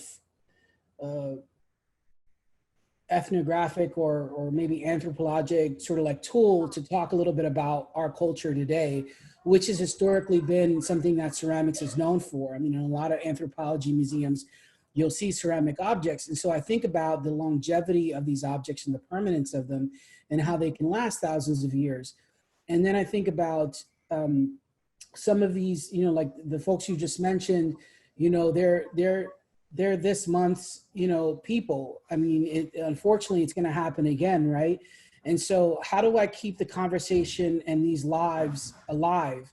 And so for me, you know, I didn't make a pot with Trayvon Martin or Mike Brown right after they died. I waited for years later, you know, or sometime later, so that way it wasn't like the number one thing on the news. And so this face, you're having to interact with it and face it. And in some ways, I think like that's my way of treating pottery as a functional object, functioning as like a memorial for these lives that were lost. So for anyone who's just joining us, I'm here with artist Roberto Lugo talking about his work that we see here on the screen, Law and Order, the Reincarnation of Frederick Douglass. And we're doing it as part of the MFA's Juneteenth celebrations as a spotlight talk. I want to go a little bit further into the details here, Roberto, and I wonder if you could tell us a little bit about what we're looking at here. It's a portrait of Frederick Douglass, the formerly enslaved person who became a very outspoken, very important abolitionist in the late 19th century, and actually ended up in New New Bedford, Massachusetts. So has a connection to the state that this work is now in. But I wonder if you can talk a little bit about the choices that you've made in terms of decoration on the vessel that we can see here, and also that we'll see in a few other details. There's homage to things like graffiti, for example. There's homage to very traditional decorative aspects of China and pottery. There's homage to transfer wear as well. So you're someone who knows these histories. How are you instrumentalizing them here? Yeah, so I mean, it's a combination of the trying to figure out how to communicate with a broad audience. Like, I'm not just necessarily trying to speak to other people of color. I'm trying to be able to communicate with people from all different places. And one of the ways that I think of doing that is by looking at and thinking of objects that are familiar to us, forms of decoration that are familiar with us. When we think of blue and white, for example, on a shiny object, you know, you can associate that with pottery. And these very familiar forms of decoration, and what I'm trying to do is figure out how to represent the community and culture that I grew up in and that I live in, next to these very familiar forms for people that are not familiar with it. And so the way that it often works is people that come from where I come from aren't necessarily familiar with blue and white pottery or pottery in general, but they see someone recognizable in it. And so they find themselves in the work interacting with it in a different way or interpreting in a different way than someone who is familiar with the blue and white ornamentation, or the decoration on the very bottom third of the pot is something that I was inspired from my trip to Heron Porcelain. And then they're not familiar with the face, and they're not familiar with the graffiti. And then it starts to build this question of why are all these things here? And so what I wanted to do was take all these different patterns and forms of decoration and intertwine them in a way that I felt was organic to the form. You know, so like you can see here, Mike Brown and some traditional motifs, but then also there's this kind of like Basquiat crown in there. Mm-hmm. You know, one of the reasons why I use a Basquiat crown is because for years I grew up doing graffiti, and we'd always sign it with a crown, but I never knew who Basquiat was until I got to college. So it's a really interesting for me to have come upon that, because it was this realization that there was so much about art and culture that it affected my life in a way that I wasn't privy to, that I didn't know about. Like, how do I grow up doing graffiti in Philadelphia and never know about Jean-Michel Basquiat, who is half Puerto Rican and half Haitian, I believe. And so it just goes to show that the education that I've received. And so what I'm trying to do here is really try to figure out how to synthesize this sort of like high and low, and be able to bring into this conversation where, you know, there isn't a low, like you know, graffiti can, you know, hold its weight next to this other form of sort of high-end decoration. Yeah. So I'm going to, actually, you perfectly set me up for the next question that I want to ask. So I'm going to go back, actually, the PowerPoint is going to give me, I hope, an image of you on the sidewalk in Kensington in Philadelphia, very close to where you grew up. And so if it'll go to the correct image that I have, there we go, fantastic. So one of the things that, amongst the many things that I really love about your work, Roberto, it's been an education for me. As you can probably tell by my accent, as you know, because we know each other, I'm not from the US, I came from Scotland. So when I came here 15 years ago, I didn't know anything really about US history. It wasn't taught where I went to school. And so it's been a process of looking and learning and reading and listening. And your work has definitely been an education for me in terms of understanding histories that I otherwise might not have come across. And I'm really interested in your work as an artist, but also as an educator. You are one of the most passionate people I know in terms of making sure that folks who might be interested, folks who might not necessarily have come across the medium of clay, get to connect with it. You're a professor at Tyler, but you're also very much enmeshed in thinking about how to bring many different communities into contact with clay, with ceramics, with pottery, with those histories. Can you talk a little bit about your work doing that and what we're looking at here maybe on the screen? Sure. So this is part of an effort, the Clay Studio, which is really an organization that's close to my heart and that I'm on the board of, in Philadelphia, is moving actually to Kensington, to my old neighborhood. And we were brainstorming on ways to figure out how to interact with the community and do it in a way that wasn't imposing on the community anything different than, its own identity and culture. And so one of the things I thought of is, growing up, my father would sell a lot of products on the street, not drugs, but like comforters and posters and whatever he could get his hands on, he would sell in the street. And I thought of how many people he interacted with. And I said, well, if I can just set up a potter's wheel on a street and just start throwing, I just want to see what happens, like get into conversations with people. Maybe some people will want to learn how to make pottery. And one of the ideas is, I feel like I was very fortunate to fall into art and to wind up taking an art class and getting into ceramics. My perspective isn't that like I'll somehow make dozens of potters through teaching on the street, but it's more about if you expose enough people to something, then the people that are supposed to be potters will eventually find it. The people that are supposed to be athletes will find that. And I find that not enough people of color are exposed to clay. And I think part of the reason why is because there's a large expense to it. You need equipment, you need facilities. And for places that are struggling to even have art programs, it's just, an absolute no. And so for these neighborhoods, this is probably the only time somebody will see someone throw pottery directly in their life. And what was amazing was, when I was first setting up, people, were very freaked out by me being there. And, there was people that were in the corner and it looked like they were, from my experience that I actually lived there, they looked like they were selling drugs. And, maybe 30 minutes into throwing pottery, like some of those same guys came over and I gave them pottery lessons, and they were the same people giving me crap a minute ago about doing it. And then there was like sex workers who came and wanted to learn how to make pottery, and just people around the neighborhood. And what was interesting is it diminished this barrier, this wall of them not being able to have access to these things because of money, or because of their circumstances. And so I'm really interested in that idea of bringing in diverse audiences, whether it's to the museum to see work that's already finished, to make work and to be in a conversation about our culture and society. And so it feels like it's moving in the right direction. I don't exactly know where it's gonna go, but I can't worry about that. I just sort of like set up my wheel now and see what happens from it. And that brings me to the last question that I have for you, Roberto.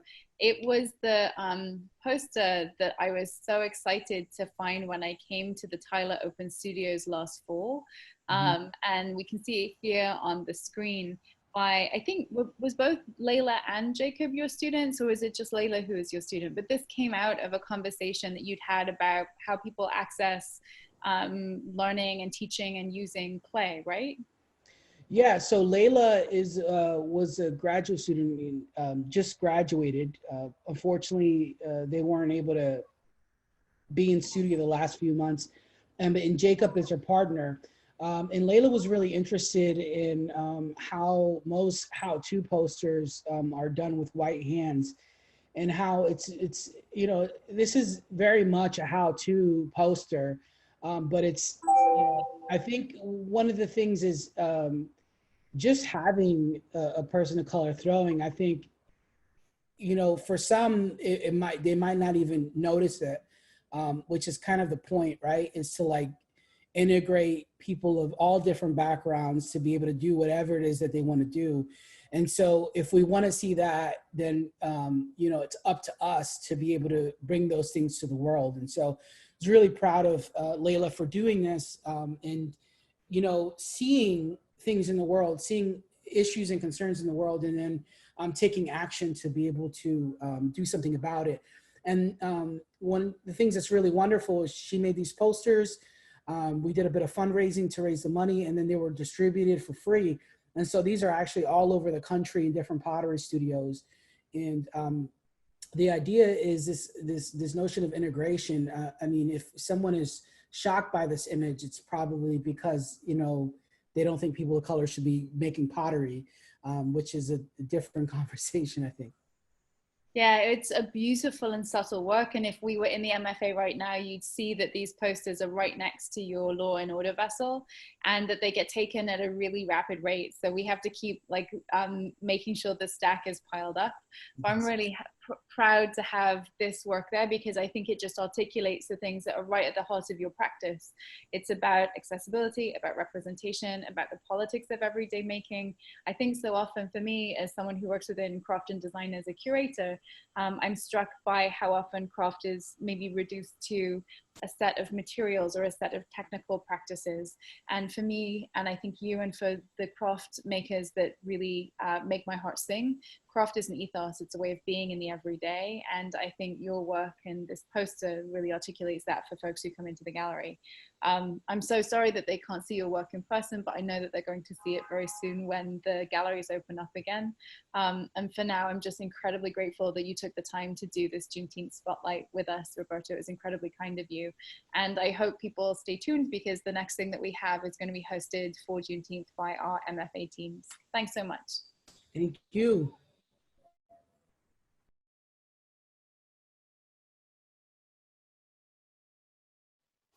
Hi, my name is Winter Jones. I go to Boston Latin Academy, and I am a member of the MFA's Teen Arts Council.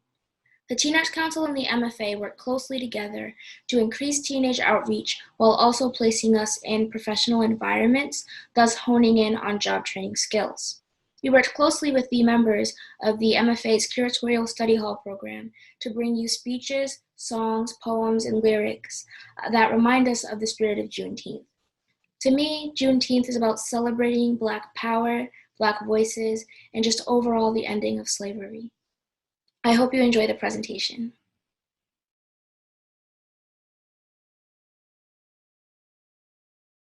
Today I will be reading an excerpt from Frederick Douglass' What to the Slave is the 4th of July speech.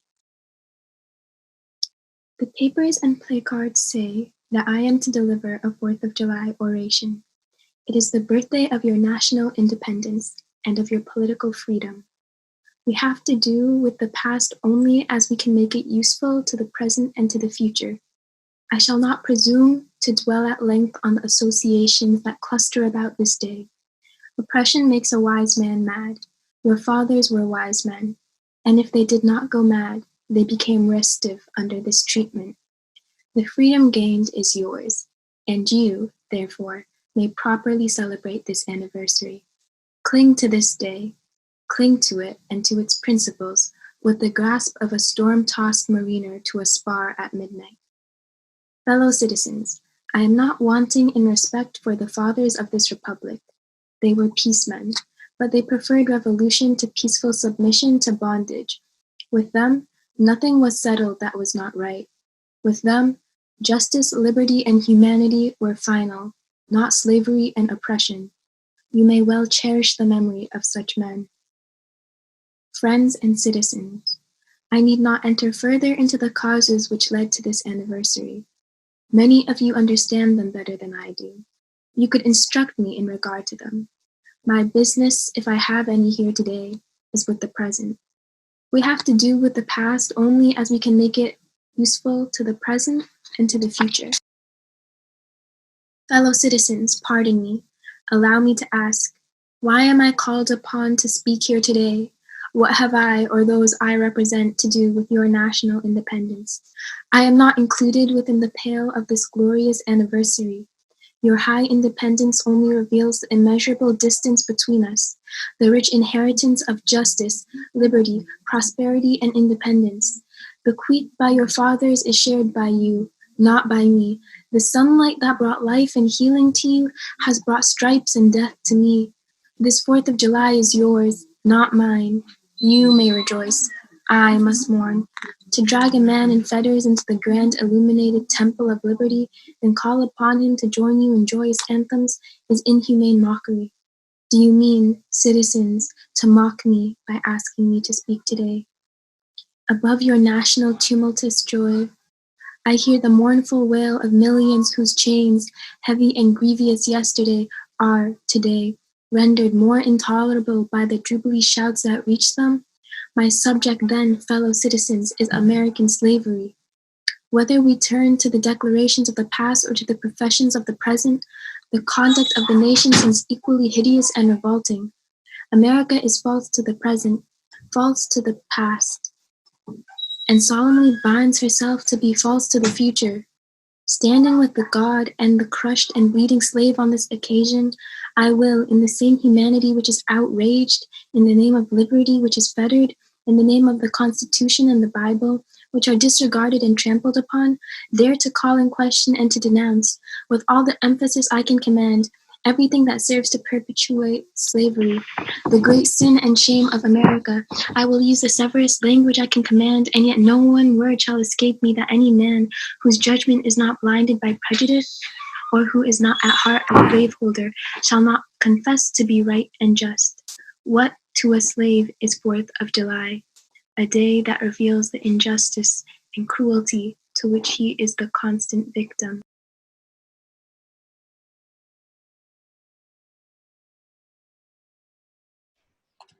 Hello, my name is Rhea Rowan, and I will be reading a couple verses of the song Glory by John Legend and Common. Hands to the heavens, no man, no weapon. Formed against, yes, glory is destined. Every day, women and men become legends. Sins that go against our skin become blessings. The movement is a rhythm to us. Freedom is like a religion to us. Justice is just a positioning us. Justice for all just ain't specific enough. One son died. His spirit is revisiting us. Trant living in us. Resistance is us. That's why Rosa sat on the bus. That's why we walk through Ferguson with our hands up. When it go down, we women and man up. They say stay down, and we stand up. Shots were on the ground. The camera panned up. King pointed to the mountain top, and we ran up. Now the war is not over. Victory isn't won. And we'll fight on to the finish. Then, when it's all done, we'll cry glory, oh glory. Glory, oh glory. Selma is now for every man, woman, and child. Even Jesus got his crown in front of a crowd. They marched with the torch. We're gonna run with it now. Never look back. We gone hundreds of miles. From dark roads he rose to become a hero. Facing the League of Justice, his power was the people. Enemy is lethal. A king became regal. Saw the face of Jim Crow under a bald eagle. The biggest weapon is to stay peaceful. We sing, our music is the cuts that we bleed through. Somewhere in the dream we had an epiphany. Now we right the wrongs in history. No one can win the war individually. It takes the wisdom of elders and young people's energy. Welcome to the story we call victory. Coming of the Lord, my eyes have seen the glory. Thank you.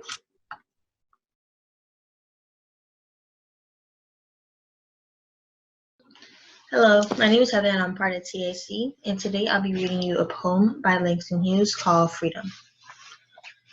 Freedom will not come today, this year, nor ever, through compromise and fear. I have as much right as the other fellow has to stand on my own 2 feet in own land. I'm tired of hearing people say, let things take their course. Tomorrow is another day. I do not need my freedom when I'm dead, nor can I live on tomorrow's bread. Freedom is a strong seed, planted in a great need. I live here too. I want my freedom just as you. And that's it. Thank you for watching this video, and happy Juneteenth.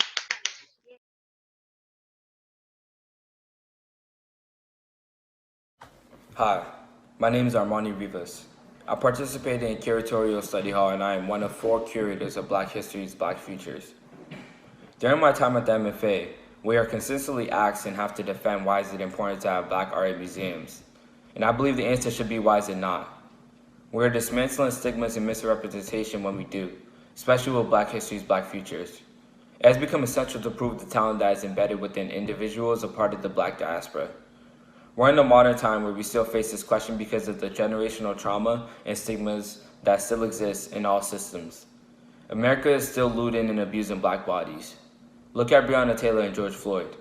It has become redundant to get rid of Black art and to question it.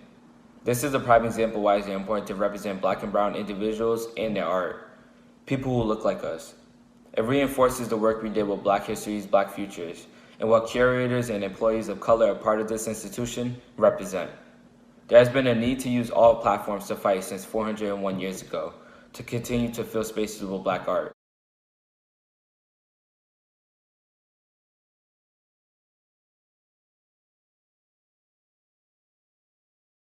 Hi, everyone. It's Catherine T. Morris, founder and executive director of the Boston Art Music Soul Fest. We're a nonprofit organization that breaks down racial and social barriers to arts, music, and culture for communities and artists of color across greater Boston, specifically for Black and brown people. Today is Juneteenth, a day of so-called commemoration and celebration of the messaging of the abolition of slavery, the emancipation of people. And to me, Juneteenth has much more of a different significance than it's ever had before. The idea of one group of people telling another group of people that emancipation has already happened for them and that they are free, that they can walk around and enjoy the freedoms and values of what it means to be human and a citizen of the so-called United States. And right now, we're in unprecedented times where once again, Black and brown people are now telling the world that free is not free, but that we need everyone's help to stop police brutality, injustice, sickness, unemployment, and the devaluing of human beings. So for me, Juneteenth is about knowledge. It's about unity. It's about convening. It is about going through struggle together, collectively and humanly, so that we can all walk this land, this country, this world without any doubt, without ever being second guessed, that we are able, talented, and capable of doing extraordinary things. So it's my hope that tonight's event, the songs that you hear, the music that you hear, liberate your body and your mind and your spirit to be yourself on this day. It is important to always be you and to have sovereignty over your body, your mind, and your soul. So, happy Juneteenth, and share it with your family and friends. Ooh, so I was asked the question, what does Juneteenth mean to me? And I feel like I've been thinking a lot about this idea of holding conflicting feelings. Because on the one hand, I feel like as a Black person, Juneteenth is an affirmation to me, and a confirmation of the resilience, the ingenuity, and just the persistence of Black people who continued on despite systems of oppression and despite presence in a country that doesn't want to acknowledge or make space for them. Like, I feel like that's something to celebrate, like just the strength and the resilience of Black people in that regard. And then the flip side of that is also like feeling a disappointment and almost like Black people continue to be shortchanged by white people, because it's disappointing to find out that Black people were freed and there were white people who just refused to acknowledge that. And it just took so much time to get to a place where there was a full alert to everyone that Black people are now free. So that in itself feels hard to grapple with and like frustrating, because on the one hand, again, while Juneteenth is celebrating the freedom of Black people and the end of slavery, it's also an indicator of the ways in which white supremacy just decided to switch forms. And it's a big marker of the ways in which people are still grappling with how to perceive themselves, and how to value themselves in a way that's not detrimental to someone else. And I think specifically with the abolition of slavery, like there's still a reflection and a healing that needs to happen among white people to ensure that they can treat Black people with the respect and dignity and humanity that they deserved all along. So it's definitely a bittersweet holiday, because I'm definitely happy to celebrate all things Black freedom, and at the same time, I feel like Juneteenth is very much a testament to white supremacy and the ways in which white people refused to acknowledge the humanity of Black people, even after there was the Emancipation Proclamation. So yeah, it's definitely a mixed feel.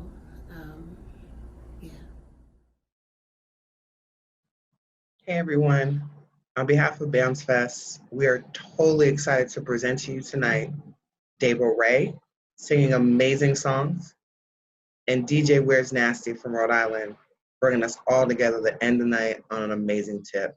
So enjoy, have fun, and be yourself.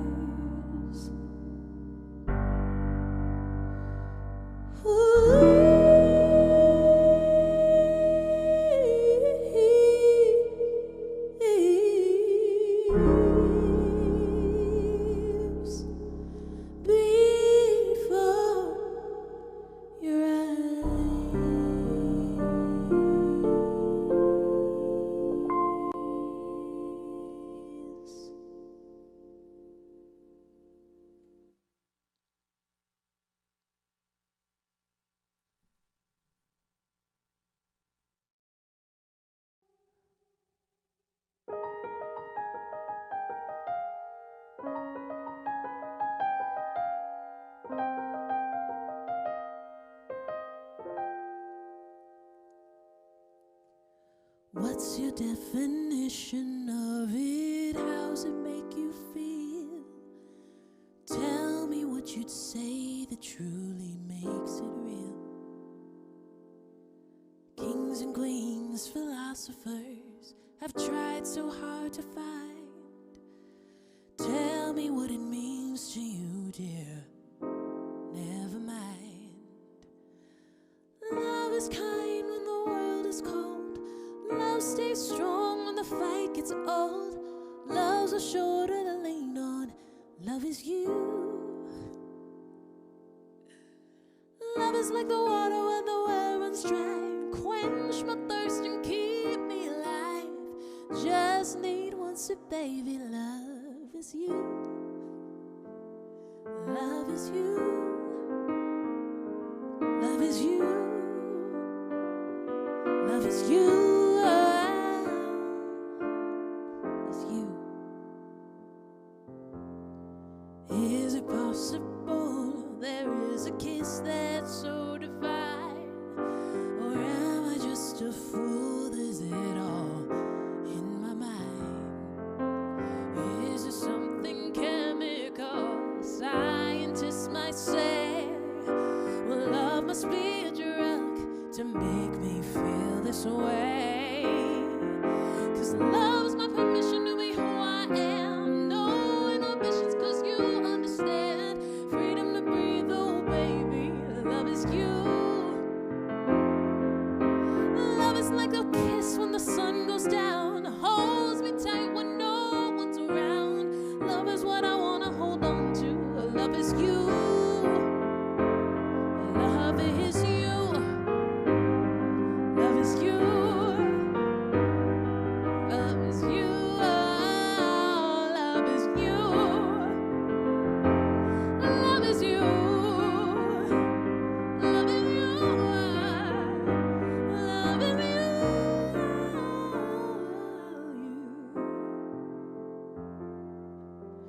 Love is kind, it makes me stronger. I don't have to look no longer.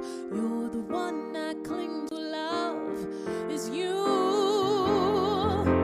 When the chips are down, love will stick around. Oh, I'm so glad I found love is you.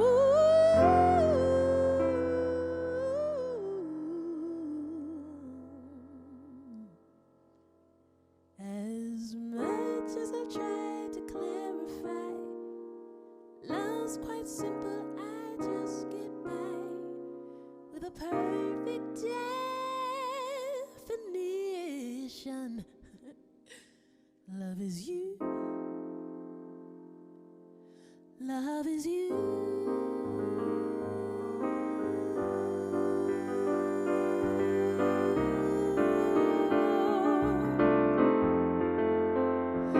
Love is you.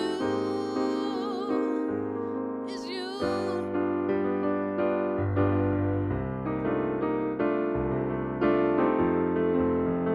Love is you.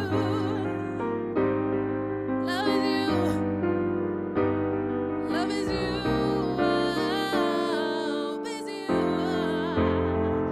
Love is you. Love is you. Love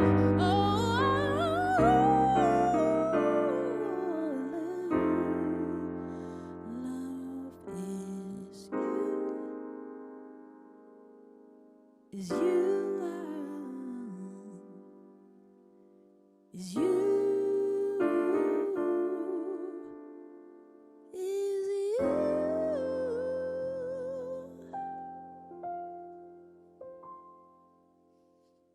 is you.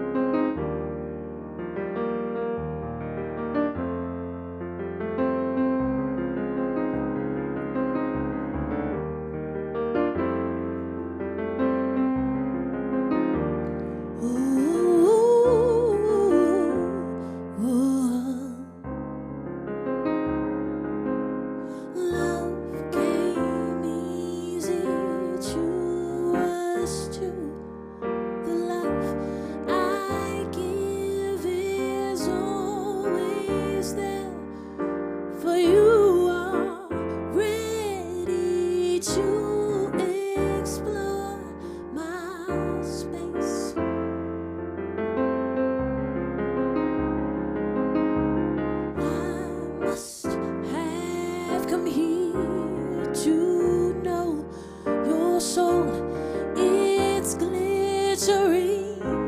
My senses shifting through the air we've made with grace.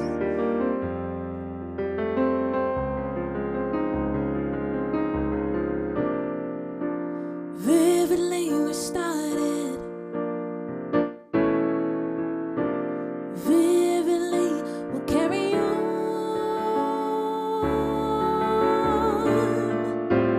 Could we make it better just for one night and feel it like forever? So much love to treasure, future in sight, only we can measure.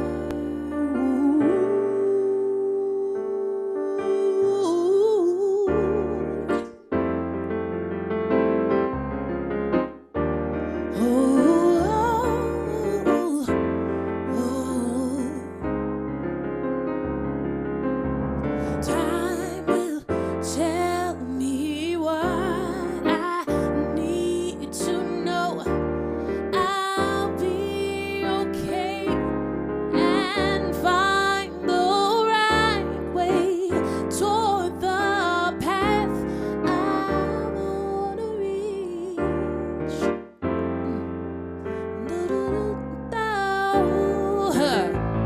Listening to every word you said. You needed space to live away from all my doubts that you perceive,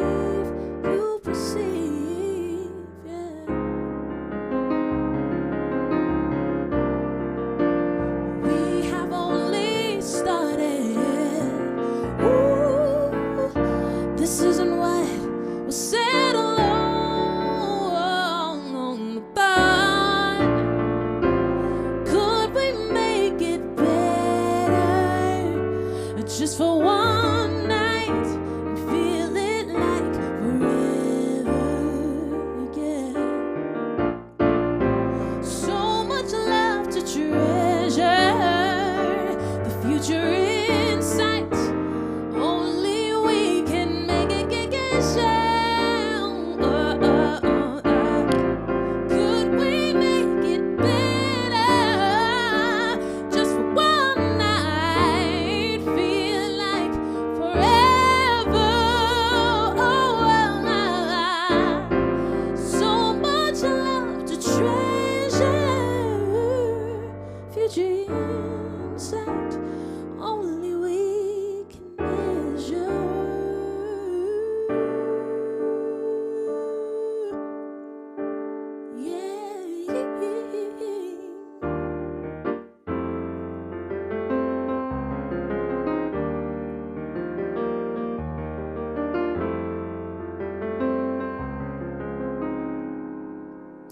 Minimally adjusting the paradigm, knowing you will never need to be my everyday Valentine. Working through this all to do this, looking out for a sign to find. We need a minute.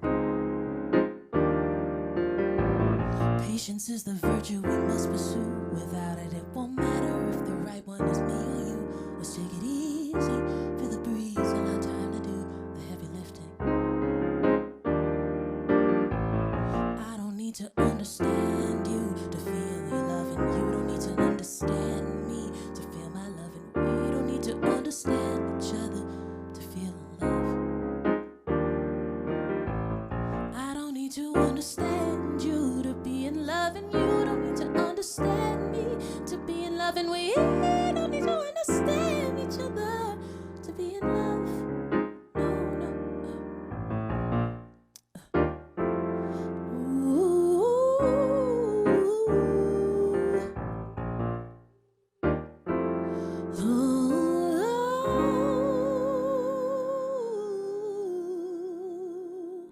We can make it better.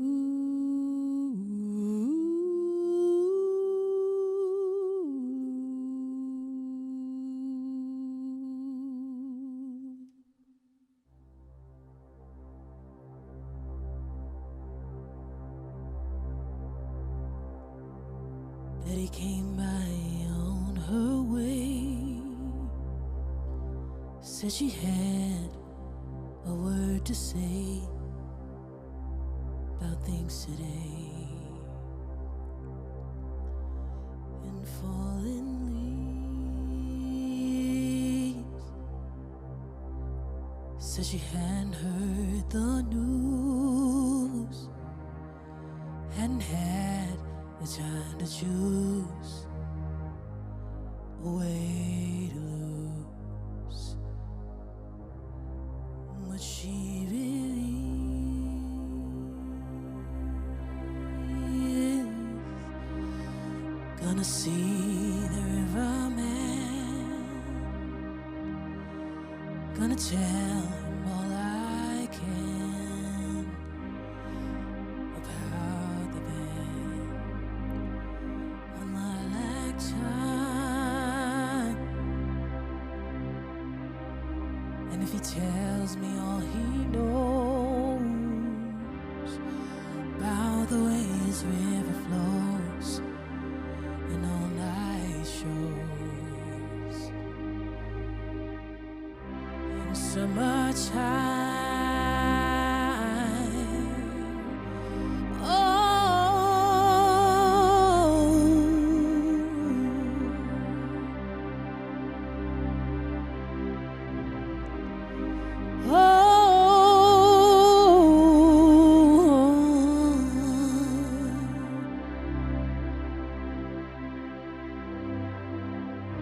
Then he said she prayed today for the sky to blow away, and maybe say she wasn't sure.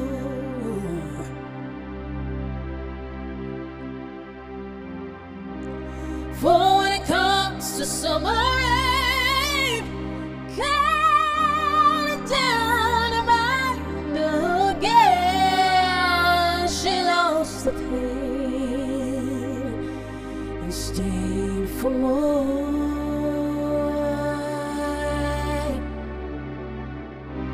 Gonna see the riverman, gonna tell him all I can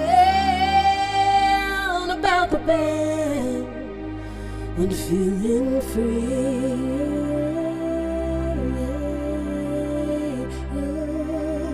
If he tells me all he knows about the ways river flows,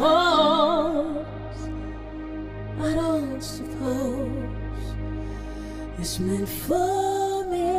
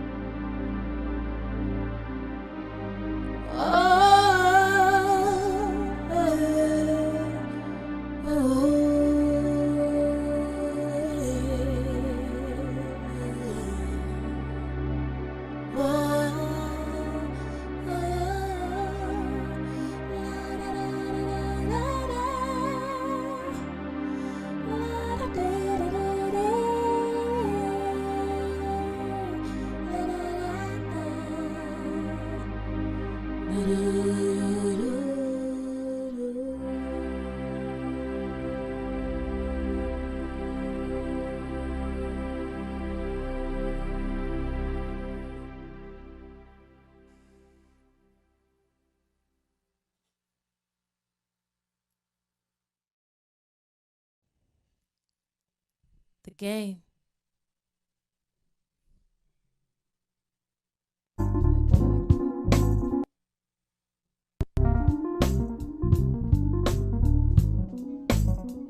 Yeah, yeah.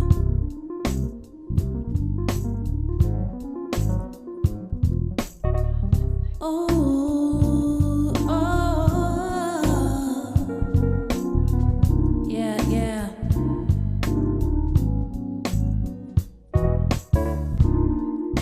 The day is done, another evening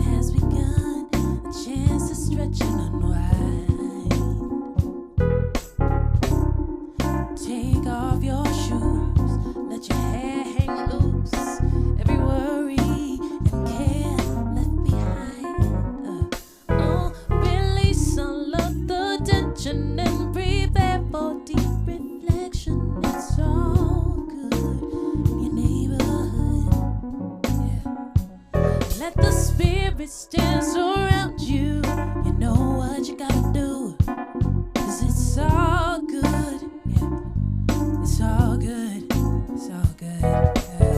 Everything will change. Everything is gonna change. That's how you play the game. That's how you play the game. Nothing stays the same. No, that's how you play the game. Let's say you're feeling real down, down, down. You wear a frown, everything feels like it's wrong. Can't even sing your song, but this won't last for long, no. You're dealing with impermanence when life don't make sense. Take a deep breath, a deep breath.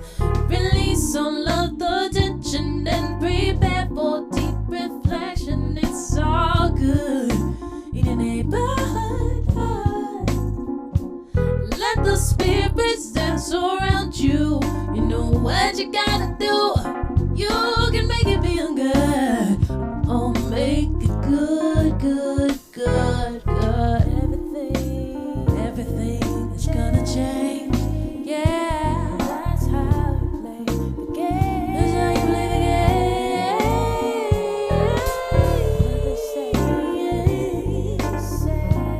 Nothing stays the same. That's how you play the game. Gain all good will turn to bad, will turn to gratitude or anger when you let go of the sadness and breathe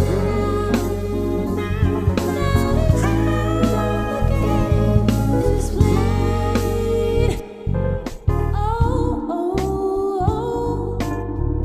Now you're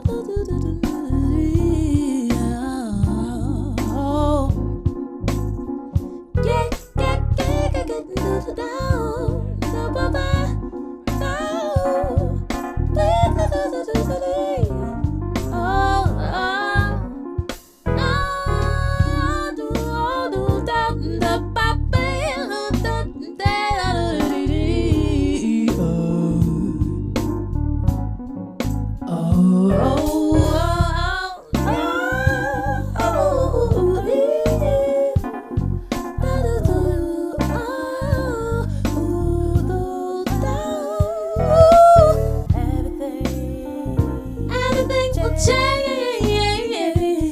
Yeah. That's how you play the game. That's how you play the game. Nothing stays the same. No, no. That's how you play the game. Everything will change. Everything will change. That's how you play the game.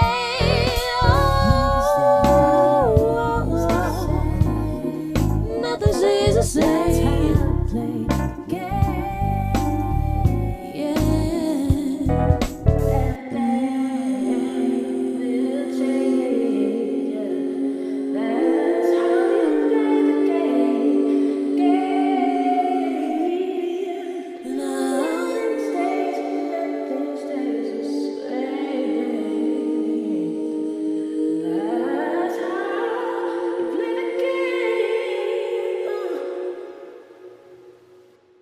That's how you play the game.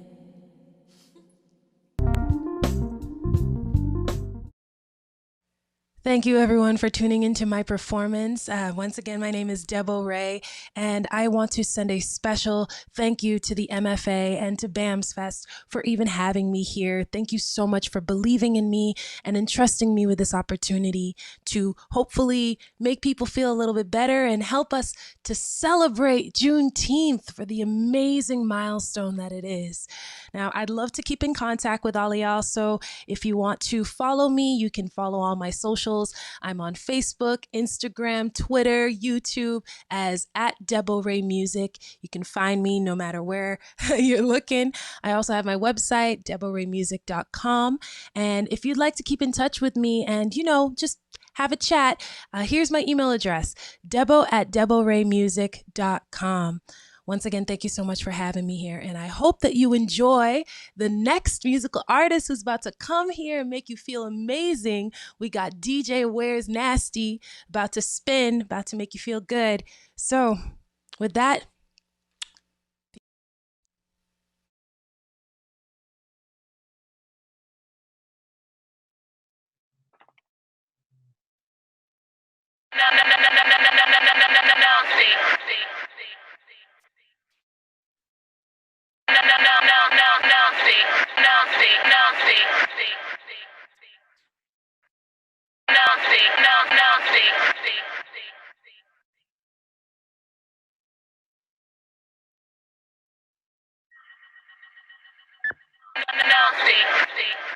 What's going on, y'all? We ready?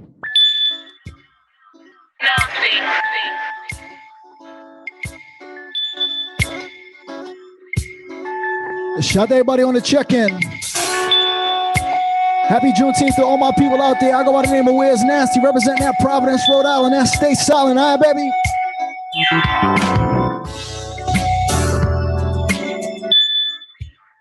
We're going to start like this. We're going to start smooth, all right? I just want to make people happy today. I want to make people feel good. We're going to touch this black music, all right?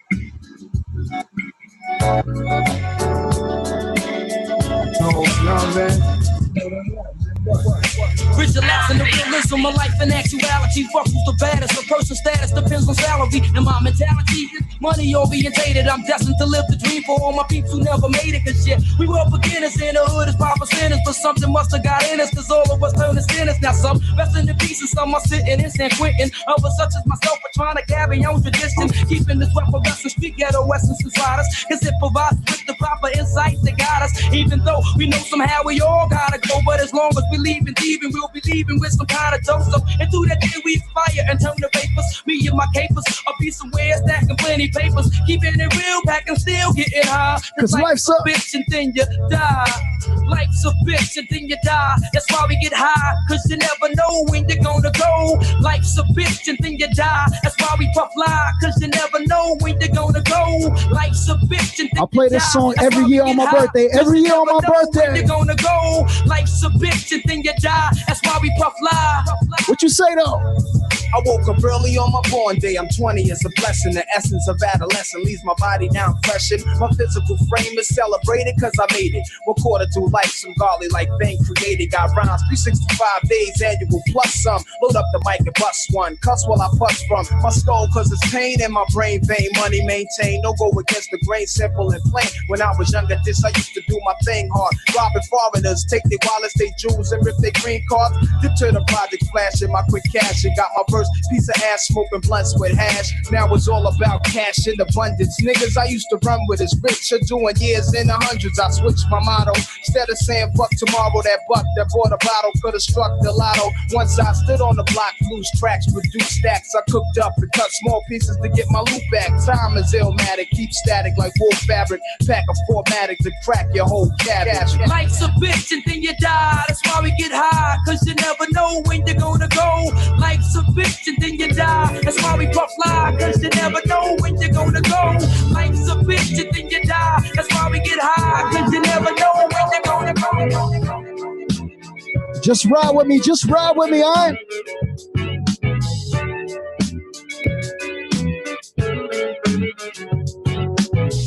Are we really sure?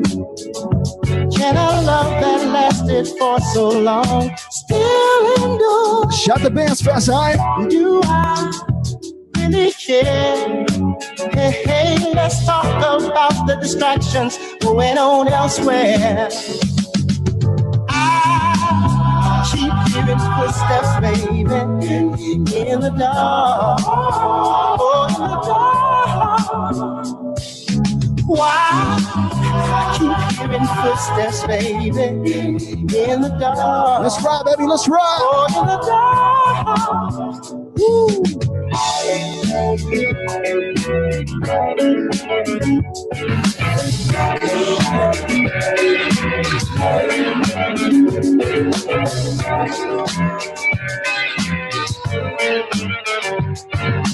Once again, happy Juneteenth, all right? We gonna ride, we gonna cruise, we gonna feel this music, all right? Just waking up in the morning, gotta thank God.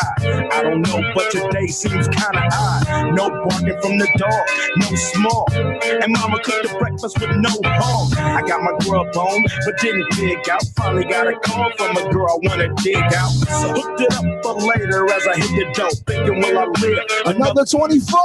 I gotta go, cause I got me a drop top. And if I hit the switch, I can make the ass drop. Had to stop at a red light, looking in my mirror, not a jacker in sight. And everything is alright. I got a beat from Kim, and she can fuck all night. Called up the homies and I'm asking y'all, which part are y'all playing basketball? Get me on the court and I'm trouble. Last week fucked around and got a triple-double. Freaking niggas every way like MJ. I can't believe today was a good day. Shout everybody in the chat right now, all right? Everybody in the comments right now, I see you. If you proud to be black, you happy to be black, rock with me. Just feel this music in your soul, all right? Just feel these tones in your soul.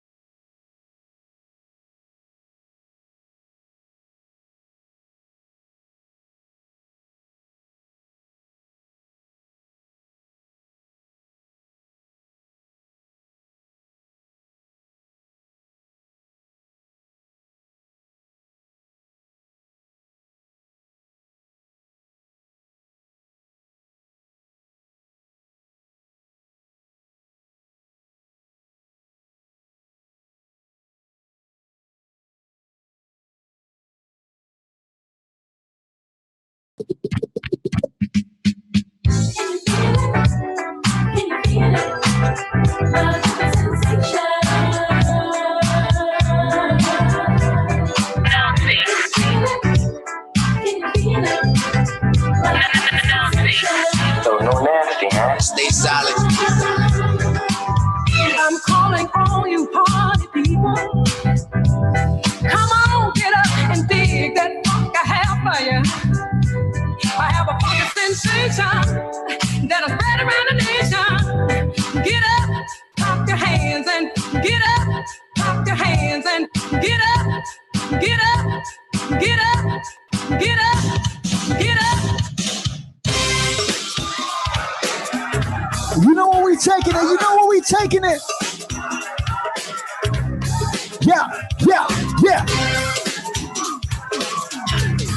If you know where we about to go, if you know where we about to go, where's Nasty? I'm here. MFA Juneteenth Chapter Bands Fest, all right?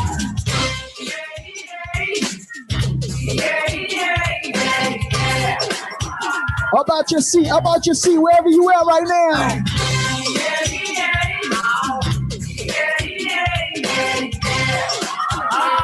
Let's do it, baby. Let's do it. Walk in this place. Stop what I say. I think you're busy. Just rock to the road beat. The way she shook and full time. So look at me. I said, come here, big girl. You rock my world. Show that dance to me. She was doing the light. Hey, red tie. When you get that notion, put your back bill in motion. Hey, doing the light.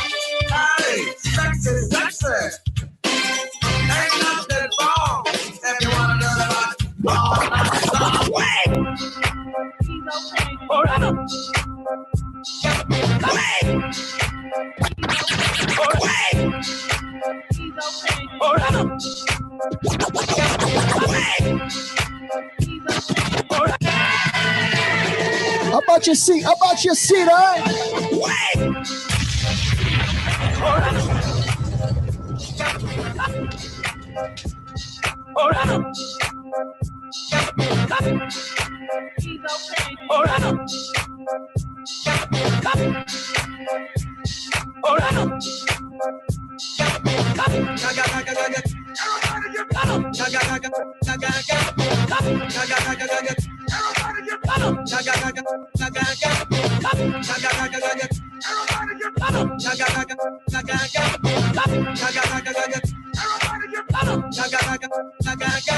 Life beat going, get the life the life. Get the life beat going, get the life beat. Get the life beat going, get the life the life. Get the life beat going, get the life beat.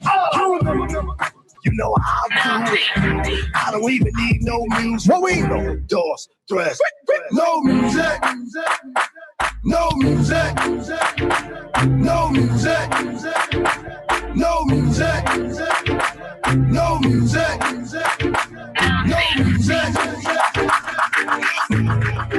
Why not? Girl, you're working with some ass hand. The bad jam, make a nigga spend his cash hand. His last hand, holds pound with the cash hand. The mad jam, you can ride in the jag hand. With that hand, you can smoke by your bag hand. A grass hand, got money, I can fast hand. And trash hand, I'm a big time nigga, yeah. Pull a trigger, yeah. I play a head flipper, yeah. Way feeling, yeah. I'm a same wood, yeah. Out the hood, yeah. Let it be understood, yeah. It's all good, yeah. Got a nigga swimming long, yeah. On the hard, yeah. You a smooth down buzz, yeah. On the dub, yeah. I'm gonna do a trick, yeah. On the dick, yeah. Claiming you want a bitch, yeah. That ain't shit, yeah. The niggas with the money, yeah. Doing that money, yeah. Got birds and the money, yeah. About 100, yeah. Girl, you looks good, won't you back that ass up? You a fine motherfucker, won't you back that ass up? Call me Big Daddy when you back that ass up. Oh, who is you playing with? Back that ass up. Girl, you looks good, won't you back that ass up? You a fine motherfucker, won't you back that ass up? Call me Big Daddy when you back that ass up. Girl, who is you playing with?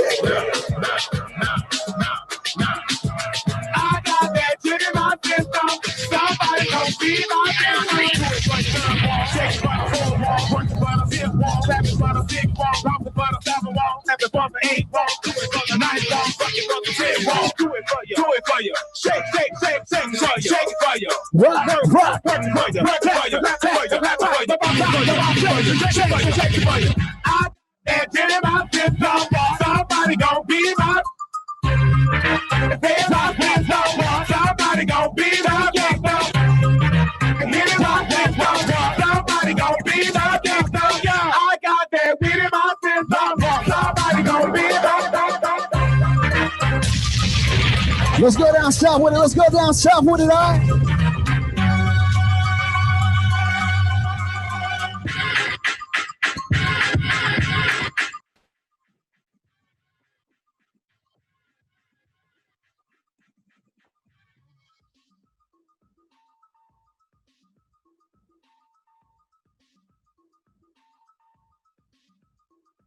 Wait. Why not, baby? Why not, baby?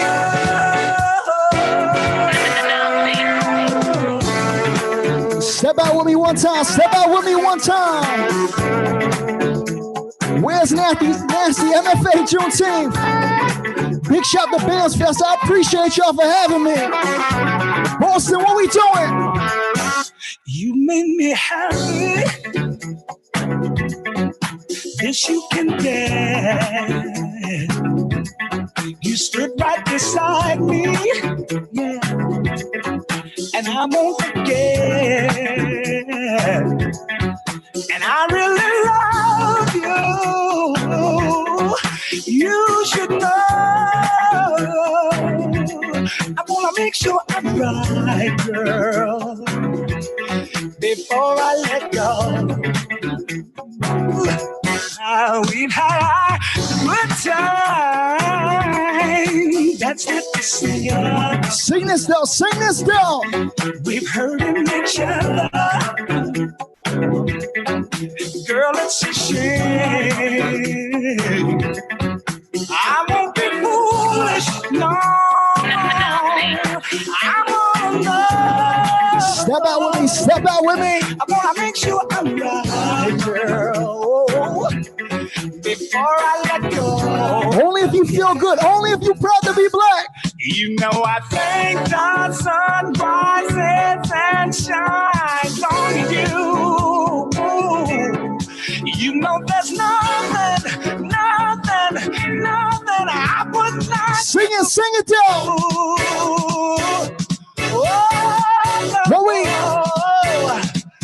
Before I let you go.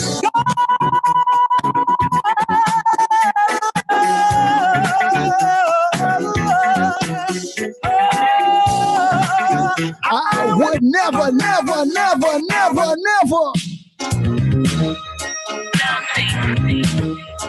Ride with me, okay. Happy Juneteenth, all right, baby. Where's Nasty representing that stay silent sound, okay. All my people all around New England, I see you. Boston was popping, Providence was good. I'm taking out this time to give you peace of my mind. Who do you think you are? Or maybe one day you'll be a star. But until then, baby, I'm the one who's crazy, 'cause that's the way you make me feel. I don't want no romance, I just want the chance to show you that for real. I never said that I would be your everything, but you know that I Let's do it, baby, let's do it, baby. And it's gonna be such a shame when you start living in this paradise. You wouldn't think twice, 'cause it's not fair enough. Paradise. You wouldn't think We just vibing out. Feel good with me, all this love, wait just for you. I just gotta know that your love is true. Keep running, boy, in and out my life. Wanna be your girl, not 'cause the mood is right. Come inside tomorrow, will you hide? Will you leave that for me when I need someone to hold? Baby, don't misunderstand. I do want it for my man. I just need a little time before I invest my love. Don't walk away. Don't walk away. My love won't hurt you. No. Don't walk away, boy. Can we go here?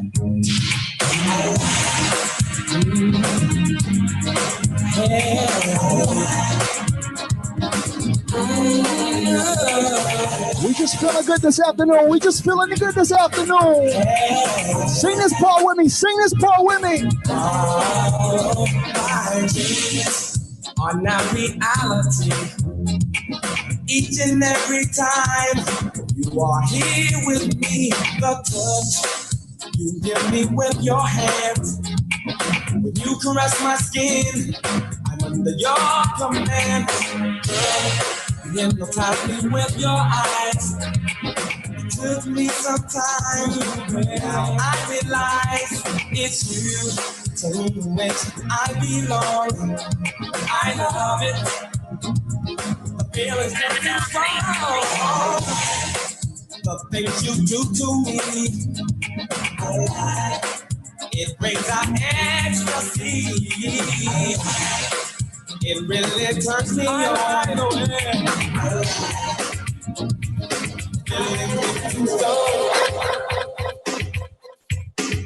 Now, we can't talk about Boston.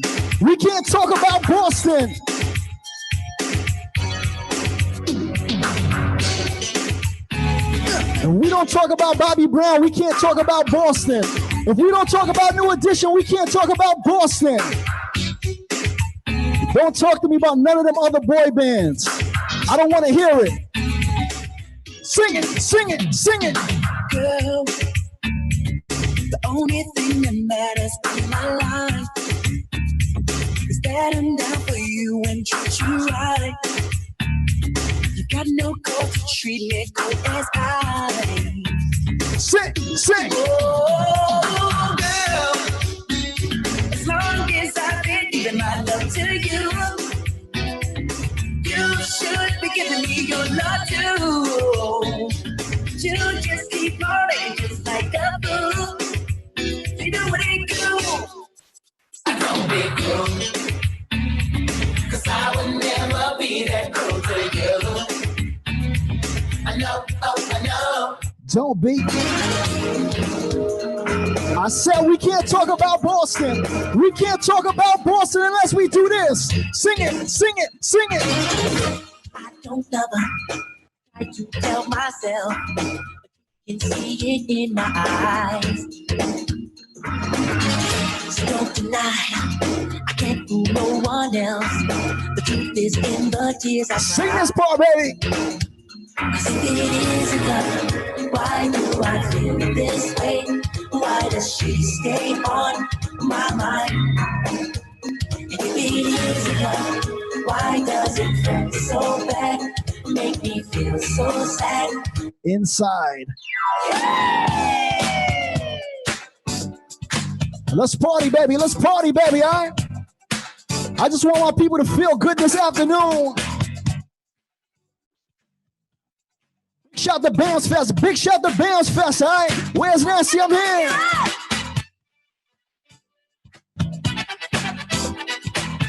We rockin', baby. We rockin', baby.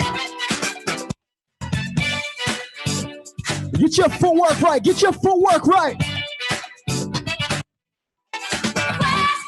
Who's that dancing to the latest? Swapped you for the greatest. Oh, he sure is moving me. That's what I said. So you didn't know yet. All of it was kismet. Soon to be made history. Put your hands on that. I'm gonna spell it out. I'm just gonna see that is. I got the best of luck. And if you coast to coast, I don't want to boast, but I love you. I'm talking square this to you, baby. Square, square this. I'm talking like that. Square, square this. I'm talking square this to you, baby. Square, square this. I'm talking like that. That is where I'm every woman. It's all in me. Anything you want done, baby, do it naturally.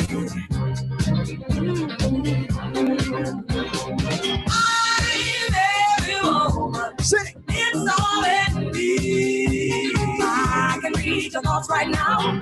All my ladies, all my ladies.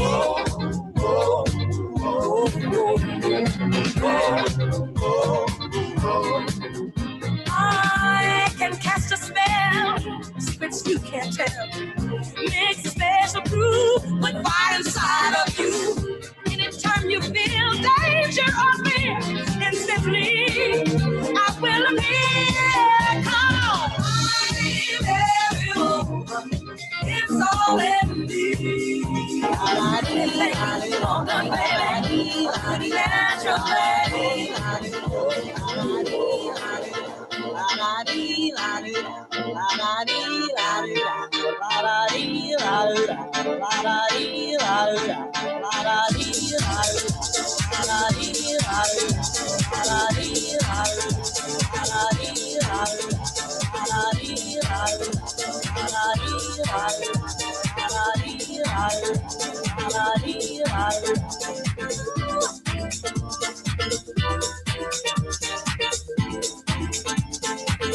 Why not though?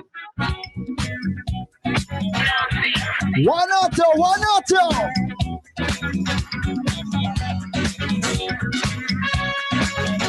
We're gonna let the Stevie ring off. We're gonna let the Stingy ring off, all right? When I see you on the street, my whole body gets weak. When you're standing in the crowd, your love talks to me so loud. Girl, do I do what you do when I my love to you.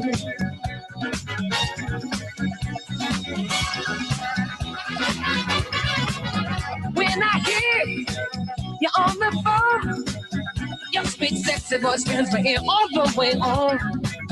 Just the mention of your name seems to drive my head insane. Girl, do I do what you do when I do my love to you? Let's cruise, baby. Let's cruise, baby. I got less than 10 minutes to go. We gonna rock though. We gonna party though. Where's Nasty? Stay solid, baby. Every little thing you do makes me smile. And if I had my way, baby, I'd tie you up for a while. I'd take you through the pages one by one. I don't wanna get too serious. I just like having fun. Yeah, yeah. I just like having Sing it with me, sing it with me. Just feel that, all right?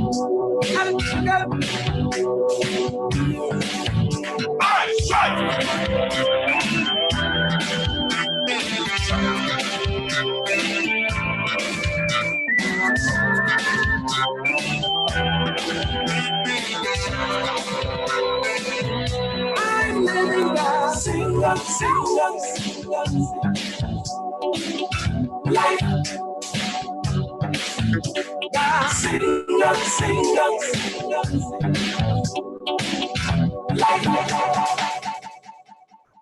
Now understand one thing. I got a message for all my people. Love all my people. Me, during these crazy times, I listen to a lot of reggae music, a lot of roots reggae music. It brings me back to my center. I feel like it got a lot of beautiful messages. So I'm going to get some tunes off like this real quick. Modern vampires of the season. I'm going to get some tunes off real quick. Blood. You could have come from Rima or you come from jungle. Could have come from firehouse or you come from Tower Hill. One blood, one blood, one blood. You could have come from Libya or you come from America. Could have come from Europe or you come from Africa. One blood, one blood, one blood. You could have be an Irishman or an Englishman. Could have be a Mexican or a West Indian. One blood, one blood. One blood. In my garden, oh, black roses in my garden. To keep and care it, you've got to water it. To keep and care it, you got to water it. Remember that. To keep and care it, you got to water it, all right? Goodbye, number one. Goodbye,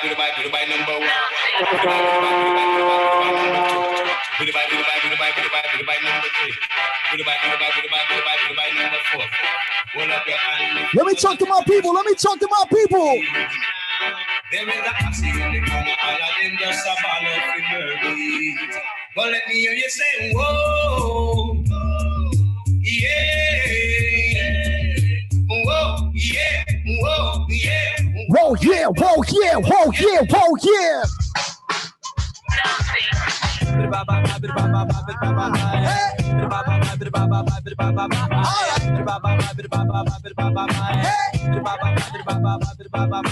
Yo, this is a headliner from the rest of the world. And right now you're in the midst of a celebration. A celebration of life, death, and the struggles of our ancestors. Check it out. Let me hear you say, whoa, whoa, yeah, yeah, whoa, whoa, yeah, yeah, whoa, yeah, whoa, yeah, whoa, yeah, whoa, yeah. Everyday people, yeah, hey, see, Am everyday people. I got like 5 minutes left. Let me just keep talking to my people. See, we all don't gotta be from the same place, but feel me right now. I wanna love you treat you right. I wanna love you every day and every night. We'll be together with the roof right over our heads. We'll share the shelter of my single bed. We'll share the same room, yeah. But just provide the bread. It's this love, it's this love, it's this love, it's this love that I'm feeling. It's this love, it's this love, it's this love, it's this love that I'm feeling.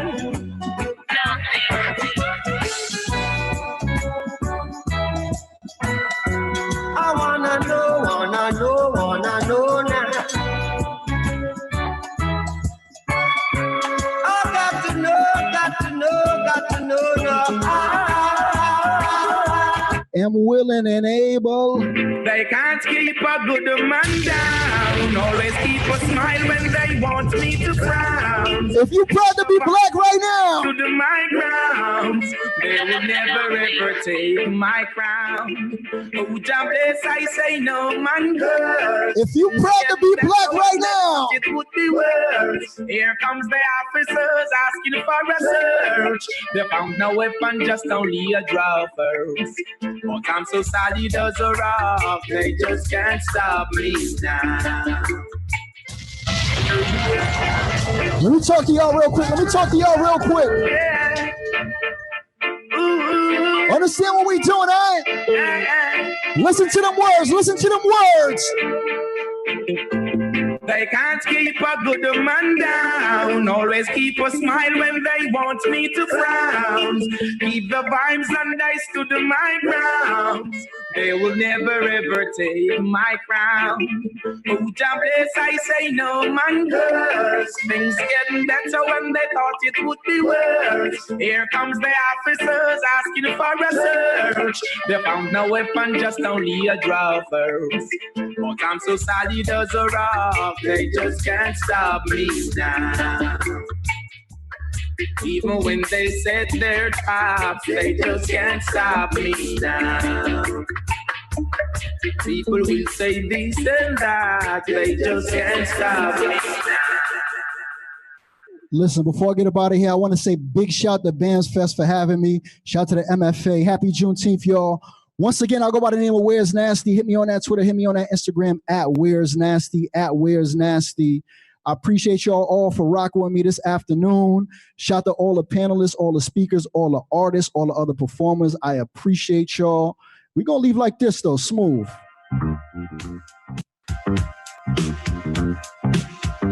We're going to leave like this, though, smooth.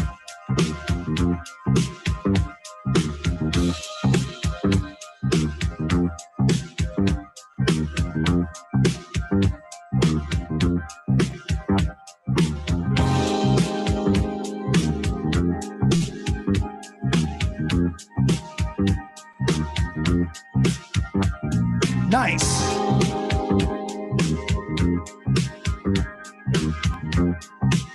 Tell someone you love them today. Tell someone you love them today.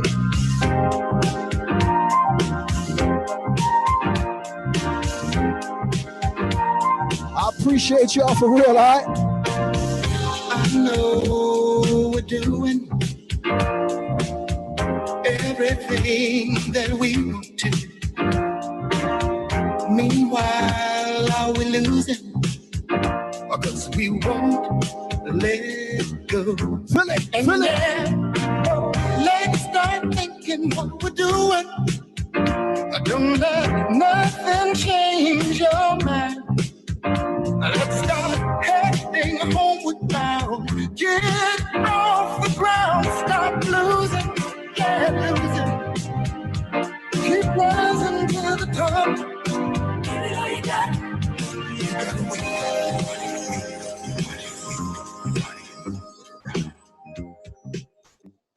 That's my time, y'all. I appreciate y'all for having me. Happy Juneteenth. Shout out to the MFA. Shout out to Bands Fest for having me, reaching out to me. Be safe out there. We love y'all. We appreciate y'all. I'll see y'all soon, all right?